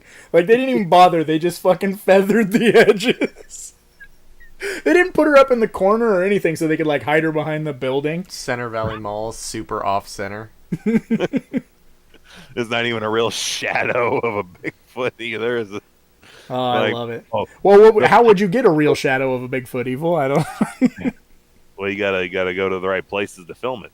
You gotta get a hold of some folks up in Canada. Clearly, that tagline: "He's shopping all right for carnage." I'm almost afraid the movie will, if it was ever made, would never be as good as what is in our heads at this exact moment. Like, we are making a better movie mentally than what they could ever do in real life. The angle of that shadow and how bright the scene is, that is a giant fucking ape man. That's a skunk ape. How much do we have to get to James Balsamo to just try to make all of these movies? I don't know. About $46, I think. Look out. Yes. I don't even know what to fucking say about Look Out. As what I can remember, I think it's a dude that is just really good at throwing knives, that just wears a clown getup and throws knives at people. Sounds oddly specific. That's like the other night I was watching Fatal Games, and I'm like, this killer throws a javelin. Like, that's a very oddly like specific thing to be good at. It would be very easy to narrow down the pool of suspects. Like, It should be, yeah. who's fucking great at throwing javelins? Steve? Like, all right. Or whoever. Now, the two posters that I tried so hard to find that I wanted the most, and you see it like in the background in the movies. I was like, man, I really wanted to find it, but I really wanted to find People Pesticide. Mm-hmm. That poster design looks super awesome, but Bowel Movement is probably my favorite of all The one favorites. where the guy, it's like he eats gunpowder. They give a brief description where they're like, the plot line is dudes are getting forced to eat gunpowder, and when they defecate, the gunpowder, for whatever reason, explodes. And the poster art is like a toilet and a roll of toilet paper, and the end of the toilet paper is bloody red. So I was like, it's... where does that come from, and how can I get it now? Sounds like somebody lit a fire under his ass. Oh, there it is. Hey, and speaking of absolutely ridiculous taglines, obviously, when we were like designing our poster, and we had a thing where you guys could vote on our tagline, I was so fucking pulling for "you can't spell home video without DIE," and you guys picked "these late fees are killer," which is good too. It's a great one. But man, I wanted "you can't spell home video without DIE" so bad. What was that one that I tried? The Multimedia Massacre. Yes, yeah, that was a good one. Massacre. That should have been it. That's a good one. We got those other posters of I'll take the ring and the finger too. Nope, that doesn't exist. I've tried I finding it couldn't before. find one. Yeah, I tried to find the rest of them. Those Because are I wanted only- to print it off. like- Yes. Yeah, If you I find need that. any of those three, yes, print those off. We need copies of them. If anyone out there wants to recreate the artwork for those three movie posters, please send that as fan art to us. Yes, please do. I'll take the ring and the finger back too. Is the only poster that I actually want. Yeah. And then I would, if I ever met David Naughton again, I would make him sign my shitty faux homemade poster. Like, can we have someone commissioned to do that? I'm sure we can get somebody. Yeah, Think I'm sure. art that could make us all three of those posters because I want all of them. Well, so now we're done with the posters. Shocking development. What? Shocking? The Shocker. Oh, the shock master. Master. That is a mishap for sure. Oh, I told you. That's a mishap. It's time to move on to the next segment, Evil. It is. And this is Roger's absolute favorite segment because we are Drive-In Mutants, and Drive-In Mutants are double feature or death. We have to do 2 movies or none. So we're going to take what we do here is we're each going to give our recommendation for a movie that would be a good double feature with Brutal Massacre, with potentially some ties from this movie that would go well with another one. So this is our segment we call The Tie-In. Boom. You're going first this week. All right, I'm going first every week. No, I went first last week. No, you didn't. In my memory, I went first last week. No, it so didn't happen. I don't know. It's always behind the scenes. It's always a confusion for Raj because we alternate on who goes first for the tie-in, and on our podcast, the Deep Cut Podcast, which was released today, Yeah, brand new episode. featuring Jay Underwood, celebrity Jay Underwood. Just saying, we got celebrity, our second on the show. Just saying, we haven't even hit 100 episodes. 2 celebrities. What? But What in the butt? we alternate there on who goes first on playing the game. So that's where I think the confusion lies as well. Did he go first on the tie-in or the game? I don't know. But I'll take it. Fuck it. I'm going to do my tie-in first. So Brutal Massacre is a movie that shines a light on what it is to make a movie, more specifically to make a horror film. Mm-hmm. So it's got horror elements, but more or less a comedy, and a very, very smart comedy. So I went with a movie that's also a very, very smart horror comedy that's shining a light on something that hasn't been shown before. So my tie-in for Brutal Massacre is Leslie Vernon. Behind Mask. Very Definitively nice. the right choice. That's a great pick, dude. And that poster, one day I'm going to own that poster. Just saying.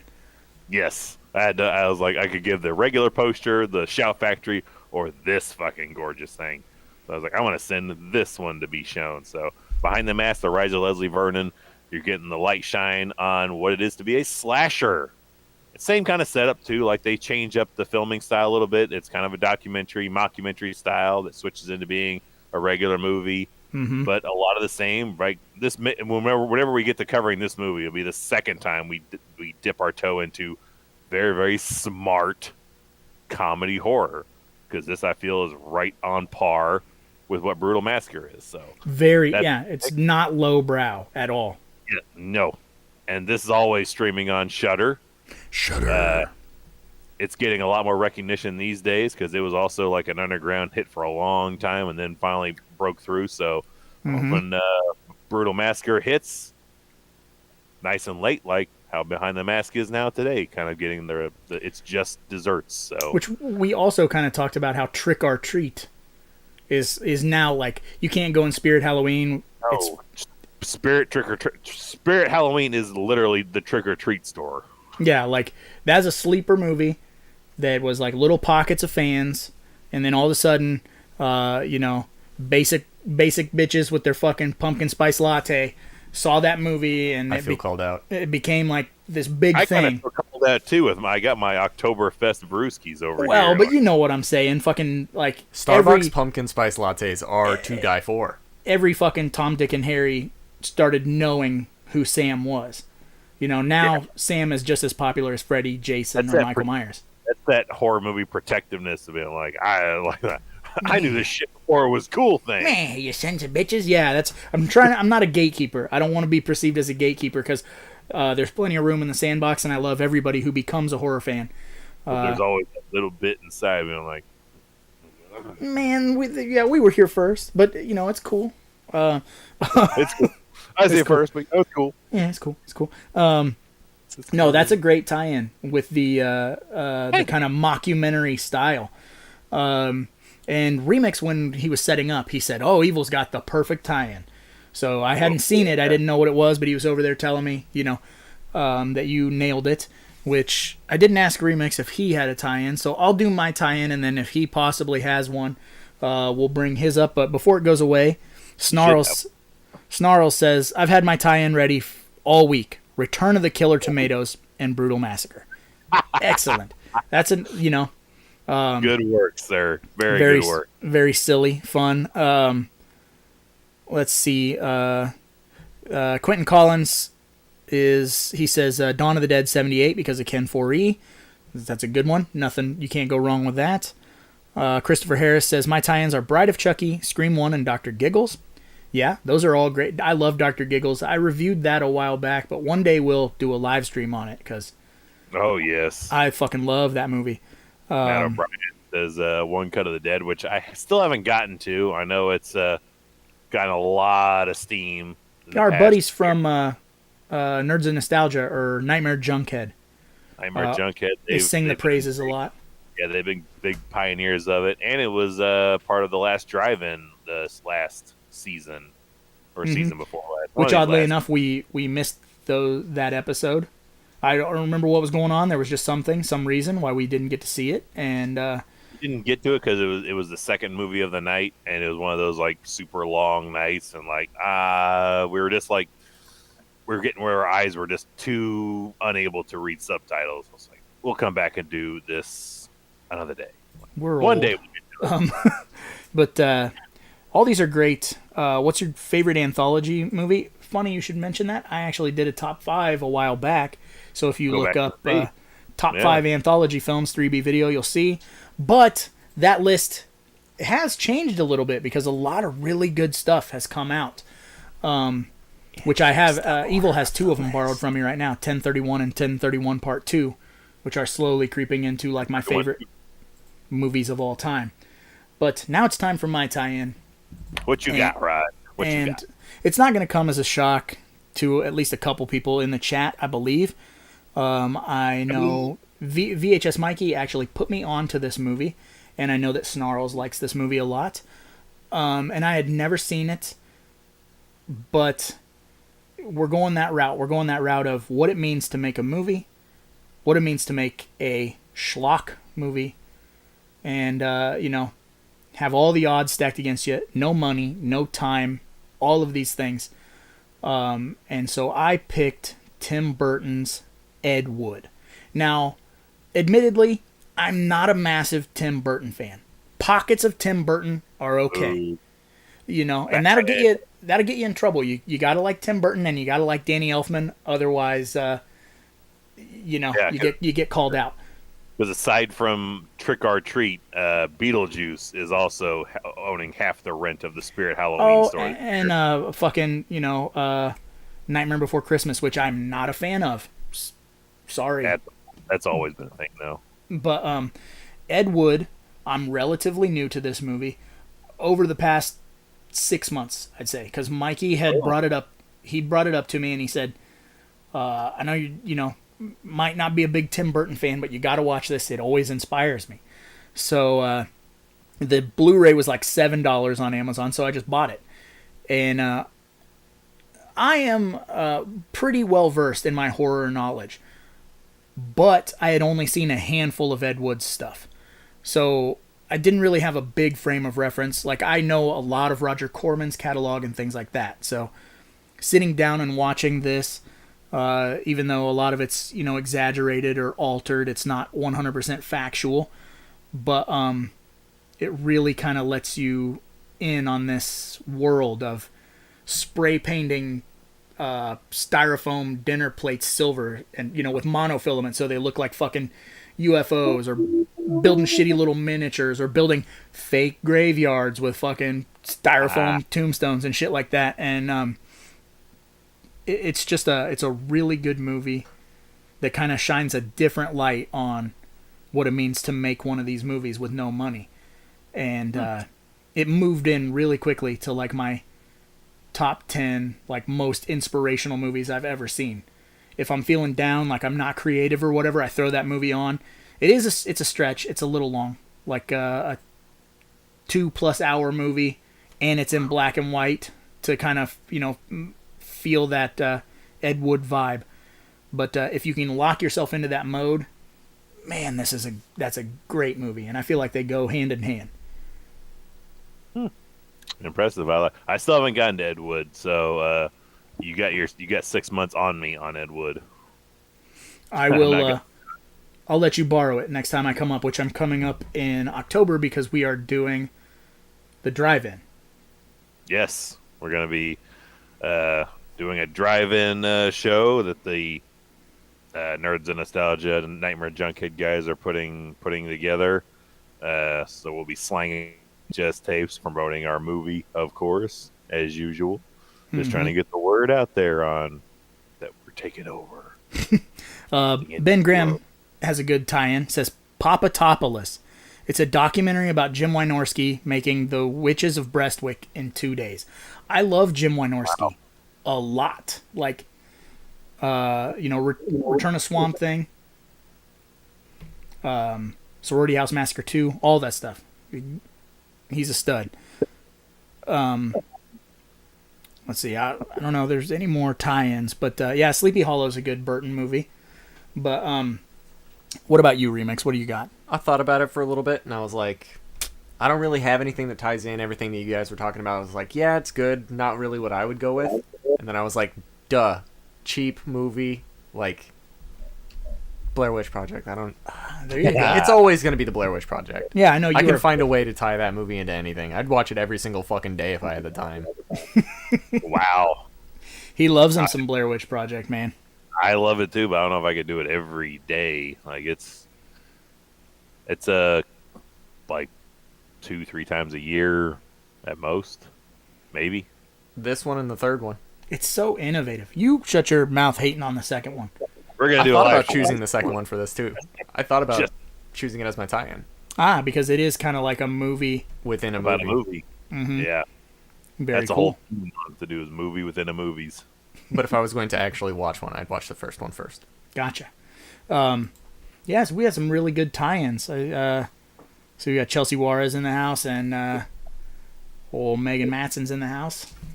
Chris Beretta says Batman '89 is a classic. Absolutely, so much a classic. I have 7 VHS copies to the fact, and I'm looking for more.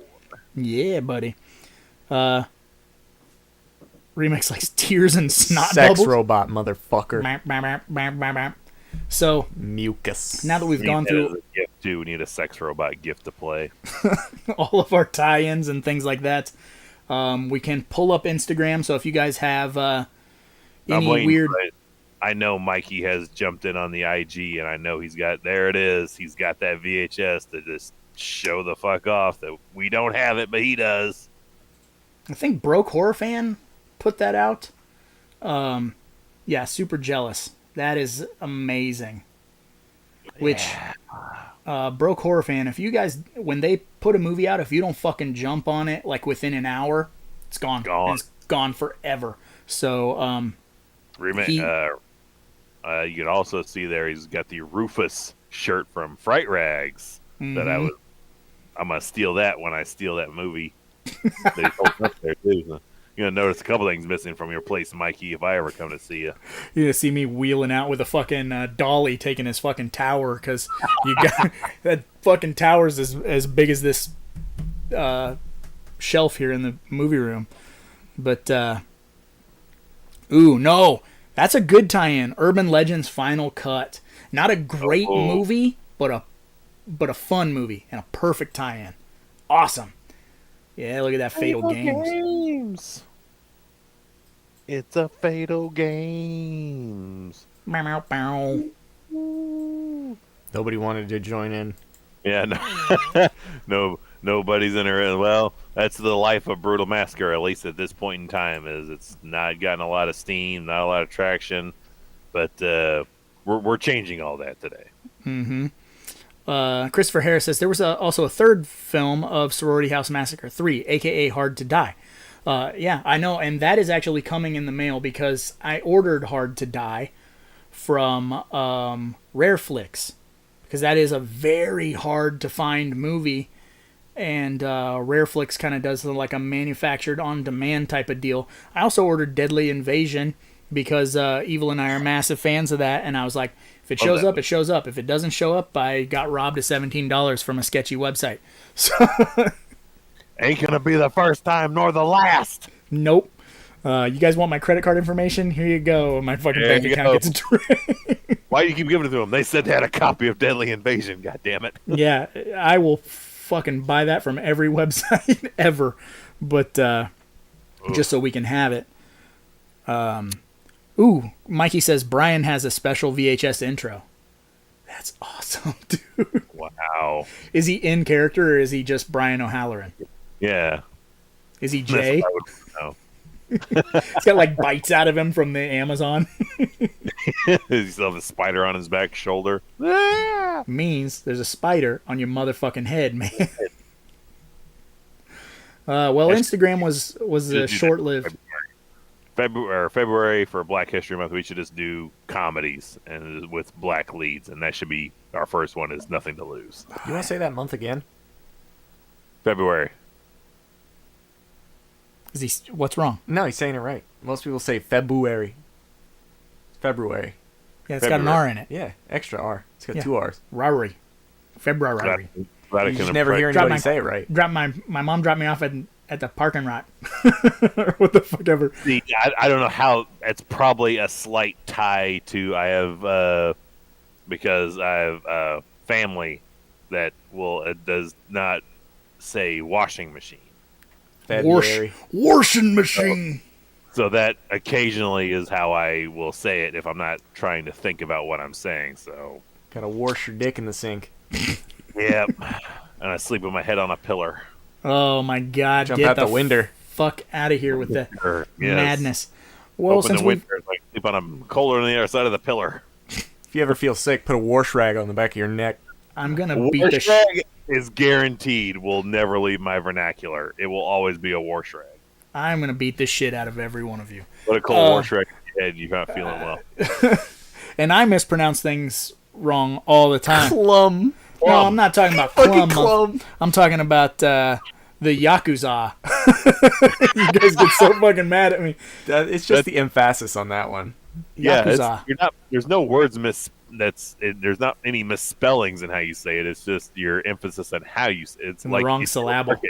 It's your market basket is Yakuza. Yakuza. Marquette Basket. Well, we're at the tail end, so I suppose. That has to be in a movie. Is this an argument over Yakuza? I'm saying it now. Gotta be. I wish that was one of the conversations we had already in a movie. There's one thing that I always get mixed up. It's Yakuza and Jacuzzi, so I always end up in hot water with the mafia. Ha ha ha. Go fuck yourself. Dun, dun, dun. Shh. All these fucking dad jokes. He's been laying in wait for a day to use that joke. He programmed Like, that joke. days. He's ready to One go. of these days, the Asian mafia is going to come up in a live stream, and I'll have that shit on fucking standby. We were talking about that movie last call. I was like, when can I slip it in? It's been like 2 fucking years. That might even be 3 years from that point. Jesus. Well, now I suppose we should wrap up with our final thoughts. And again, Evil, I'm going to graciously allow you to go first. Well, thank you for your graciousness. Not a surprise. This movie is awesome. Yeah, mouthful of energy drinking. It is not an expensive movie to find. And it's not out of print, so it is prime cheap cinema buying. Like, you can probably pick this up for a couple bucks, unless you're buying that really nice edition that has that awesome cover art. But again, you're warranting that cover art. But I was able to find this used cheap like that. Also, I think that's the story for most people trying to find this thing. it was on Amazon Prime streaming for free. It was at some point, because that's how Snarls saw it. Because I told him he needed to watch it, and he didn't borrow it because it's signed. So he went home and it was on Amazon. You don't take this with you. This is me. So I believe it's on Amazon Prime, or it was at one point. Even at that, you can rent it probably for $1.99 on Amazon if it's not for free. But it is not currently available on Amazon Prime. But again, rent this if you can. But I mean, go out and find. Like, come on, you know us. Go find a copy of the disc. It's not an expensive movie to find. It is worth every penny you got. It's definitely a movie. If you're watching us, you get what we're about, what we talk about. This is a movie. If you're in that category, we feel confident to say, if you don't, we would almost buy the movie back from you. You will like this. This is if I'm recommending this to you, it's worth it. Yeah, it's worth also saying that we don't do 2-hour shows on movies we don't like. No. The closest that's ever come was TCM2, and we both actually like it. There's just problems with it that we don't like. What about Cool Hand Luke? I like Cool Hand Luke. What was the other one? What was that one? Cool Hand Luke's dope. It was that one that you're like, it's an artsy movie and I don't want to do it. That was Midsommar for me. No, I like Midsummer. No, not you. Me. I don't know. I don't remember. But most of the time, unless it's a Patreon pick, because those are the only times that our hands are forced to cover something. But 9 times out of 10, when Patreons tell us to cover something, it's something that we're like, oh, we were going to get to it eventually. We love it. Oh, we already own that. Yeah, but seriously, we would not devote 2 hours to a show to shit on something, and steer you guys wrong. We actually really love these movies, and Brutal Massacre. Go ahead. You want to watch people bitch about movies? Look at anyone else on the YouTubes. Throw anything, and you'll hit at least 100 of those folks. That's not here. You're gonna find the opposite shit here, because that's how we roll. And like I said earlier in the live stream, I came across this movie when Movie Gallery was going out of business, and I can remember it clear as day. So I'm, all the movie galleries in the U.S. were closing, and there was one that was about 40 miles away that I hadn't hit yet, and I got the kind of tip. One of my buddies was like, "Hey man, this one in my town closing. All their movies are $1. It's like their last 3 days." So my wife and I got a cardboard box, threw it in the trunk, and took like $100, and we fucking drove. So we went and ate some fucking Hardee's, and then went to this movie gallery. And just, oh, that looks all right, toss it in. That looks all right, toss it in. Even shit that we're like, maybe we'll get to it eventually, People pesticide. Yeah, pretty much, And I came across this movie, and by that point, Movie Gallery had pretty much been picked clean. It was the last couple of days, and so any horror title, pretty much. That just makes it sadder. Like, this is the last bit of pickings, and this is still sitting there. Yeah, and that was any of the horror that was left. I'm like, I'm gonna take. I'll take a chance on a movie for $1. I'm taking. Even if it's, Snake Man with fucking Stephen Baldwin or some weird shit. A copy of. Yeah, right. So, picked this up, and admittedly, it probably sat on my shelf for about 2 years because, again, just like Evil, like that cover art didn't suck me in, but it was enough for me to buy it. And it sat on my shelf and sat on my shelf. And then one day I finally said, I'm going to put this in. And it sucked me in. And it's so funny. And it's really well made. It's done with a different type of love.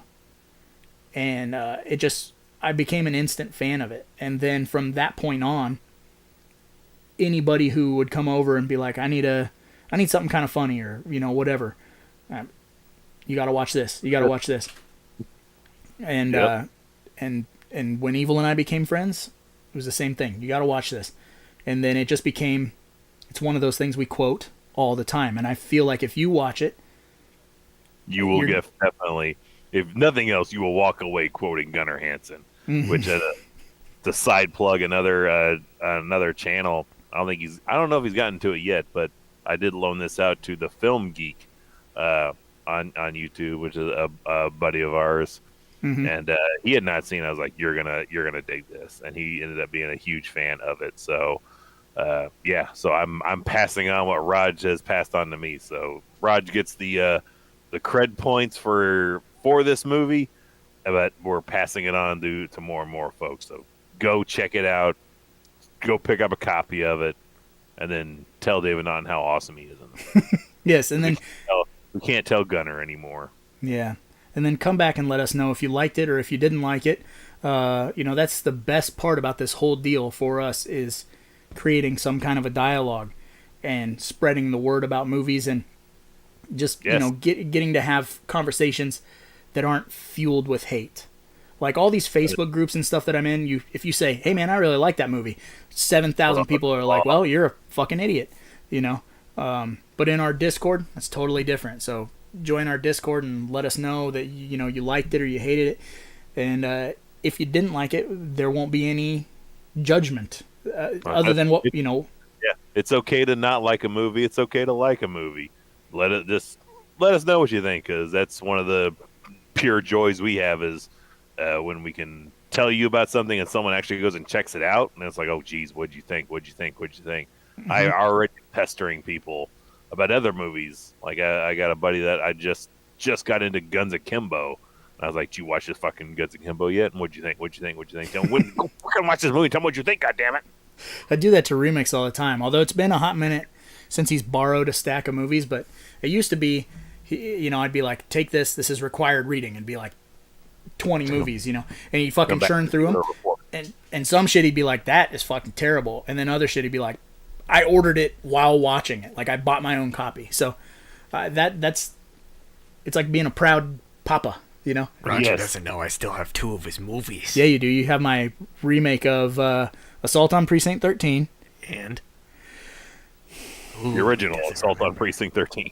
And I don't remember the other one. What is it? I was out at a thrift shop and I found a copy of it, and I was like, well, I haven't seen it, so I don't know if I want it. I've got Boiler Room. Boiler Room's so good. Yeah, I made you borrow it because you're into stonks. Evil doesn't like it because he doesn't like Giovanni Ribisi, but I love Giovanni Ribisi, or however the fuck you say his name. Ribisi. I was going to have a dad joke to send us off to our little cryptid corner, but I totally forgot because you guys went on for so long. I'm sorry. And I really, really feel like shit about it. Papa jokes. in that case, just I don't give a fuck. Do whatever the fuck you want. Shit, I'm just gonna tear the fucker down next spring and rebuild it.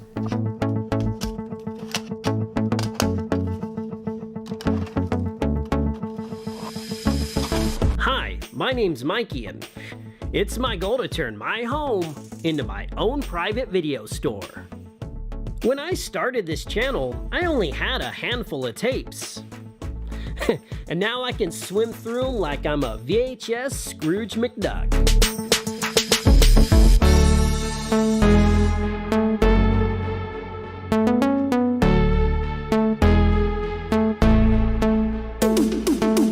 On my channel, we're gonna pay our respects to the last remaining video stores. We'll review some VCR tech. And we'll probably build some stupid stuff out of VHS tapes. The VHS community is the best around. And dudes, I can't wait to meet you guys.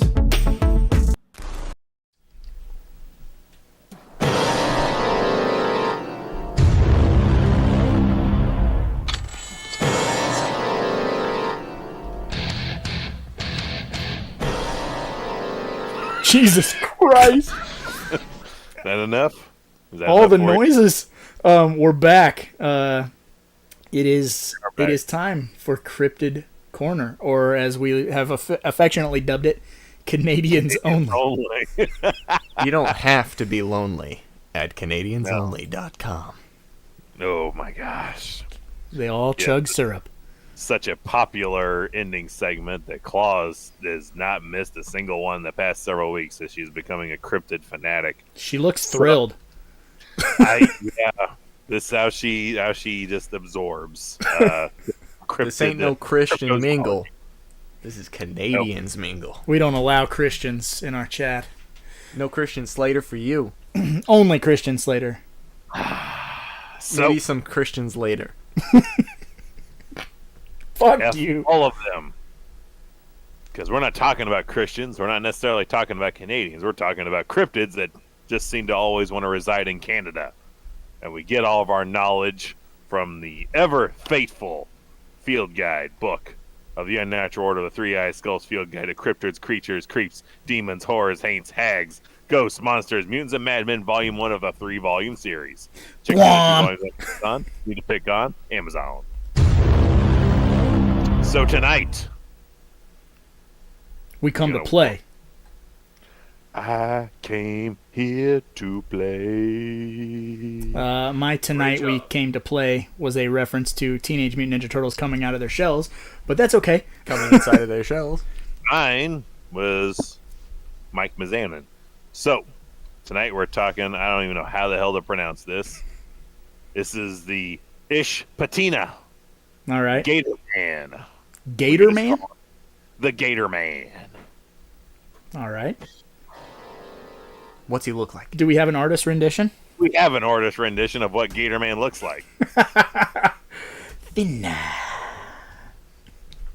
Lizard. All right, this is our date is September 15th, 1985 All right. in Slimming, Ontario. You don't say it's in fucking Ontario. I do say it is in Ontario. Look out for the Gator Man when you're in Slimming, Ontario. Snarls is wicked confused. They've got gators in Canada. No, they have Gator Men in Canada. Uh-huh. I'll blow your fucking mind. They have deer everywhere. Never thought about Chinese deer before, have you? Deer. Chinese Have a deer. beer with a deer. Oh, dear. And my khakis should be air. All right, so I'm sure you're wondering what's a little bit of backstory you can tell me about the Gator Man of Ontario. Yes, Please do. I'm begging to know. Well, I got a little bit for you. For 8 days in September 1985, sightings of a curious bipedal lizard were reported around the Ishpatina Ridge. At the same time, 30 people disappeared in the same area. Was it a coincidence? Or did the Ishpatina Gator Man have something to do with these 30 disappearances? Was it a bus? What the fuck? Like, it doesn't make any sense. A gator? These fucking, like, incidents are so vague that it's, like, impossible to research. The Ishpatina River? Gator Man. Gator Man. Gator puss. Sure. So beware. It makes you wonder, how the hell does the rest of this book have more of these cryptids, and how is there so many that there's 2 more whole books? What I want to know is if there's that many fucking monsters in Canada, they should just be like walking across the street. Sure. Like, It is like they're on my don't worry, they're on my Amazon list. I do intend at some point to pick up volumes 2 and 3. I am curious if those volumes, which are about $15 on the Amazons, if you want to pick them up yourselves, if those other 2 books are also in Canada, or maybe they come down to the States, or maybe they go somewhere else. Here's my question for you. That book What? is that thick. Are they double spaced paragraphs? Is it like size 72 font? How the fuck? That is what an average page. I was gonna say, I know they're like 2 fucking sentences. Yeah, you have One page, paragraph. one page with an artist rendition, and then you have. I mean, some of them have couple of sentences, maybe a good. Like here we have one that's probably, I'd say it's a pretty decent standard paragraph amount of things there. But this is way in the future when we get to Clawful Pete. Clawful Pete. But we got a long way to go before we get to Clawful Pete in Springbake, Ontario. But that's way in the future. Spoilers, we weren't supposed to know where it was from. yeah, I was going to guess Canada somewhere. That's volume 1, though. We do not know. We cannot confirm or deny whether volume 2 and 3, where the locations of those cryptids, creatures, haints, horrors, hags, and all that take place. Are there any in Newfoundland? We don't know. We have to get volumes 2 and 3 to confirm whether or not that is the case or not. But that's what we do here on this section of Cryptid Corner, aka Canadians Only, is we educate you. Mm-hmm. Educate you on things you might not know. Like that there are gator men in Canada. Some may call that cryptozoology information. But around here at 3B Video, we call that straight one word. Science. Bill Nye the Science Guy. Bill Nye the Science Guy. Bill Nye the Science Guy. Science rules. Bill Nye the Science Guy. Inertia is a property of matter. Bill Bill Nye the Science Guy. T minus 7 seconds. Bill Nye the Science Guy. Some podcasts are like this. The bodies of 3 hikers were all empty, and their organs were laid out like a Sunday dinner. And some podcasts are like this. You know what? I'm gonna tell you why having a large penis ain't always a good thing. But only one podcast is where you can get in-depth analysis like this. Oh, you want that to blow up in real life? Fuck it, let's do it. You're such a money slut. Take it all. You want to turn that boy into goo into a fucking helicopter? Yeah. Fuck yeah. Goo him up a lot. You are now listening to Cult 45. This is Beat 'em Down. And I'm Random Randy Savage. Find us on all your podcatching apps like Podbean or Spotify. And follow us on Twitter, Instagram, and Facebook. Or just go to www.cult45podcast.com. Also, check out our YouTube for that sweet, sweet video content. And for just $3 a month, you can join our Patreon at patreon.com/Cult45podcast for exclusive content and swag. Cult 45, the only podcast that puts hair on your chest.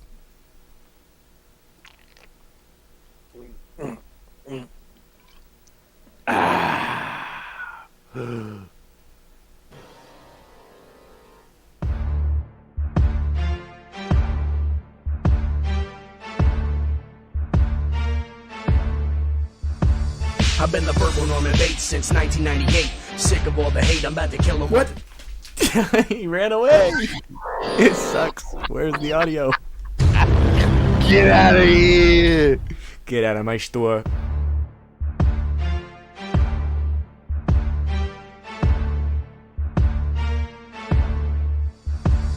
I've been the verbal Norman Bates since 1998.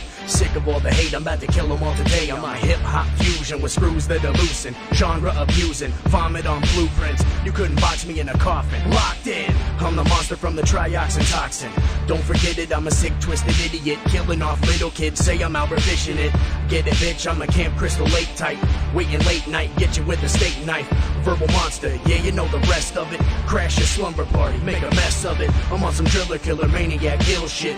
Duct tape, shovels, drill bits. Say I'm not hip-hop and it's a feud. I'm in a troll 2 mood and you bitches are booed. You don't want it with me because I'm coming and I will not stop until you all are running. I'm bringing the pain, stomping out brains, killing these lames. Cause I am a monster. I am the man with the visions of death, the bringer of stress, the killer of flesh, the illest and yes, I'm filling requests. So tell me who's next. Cause I am a monster. Yeah, they live. Roddy Piper wasn't lying. I'm about to get violent. So much being silent.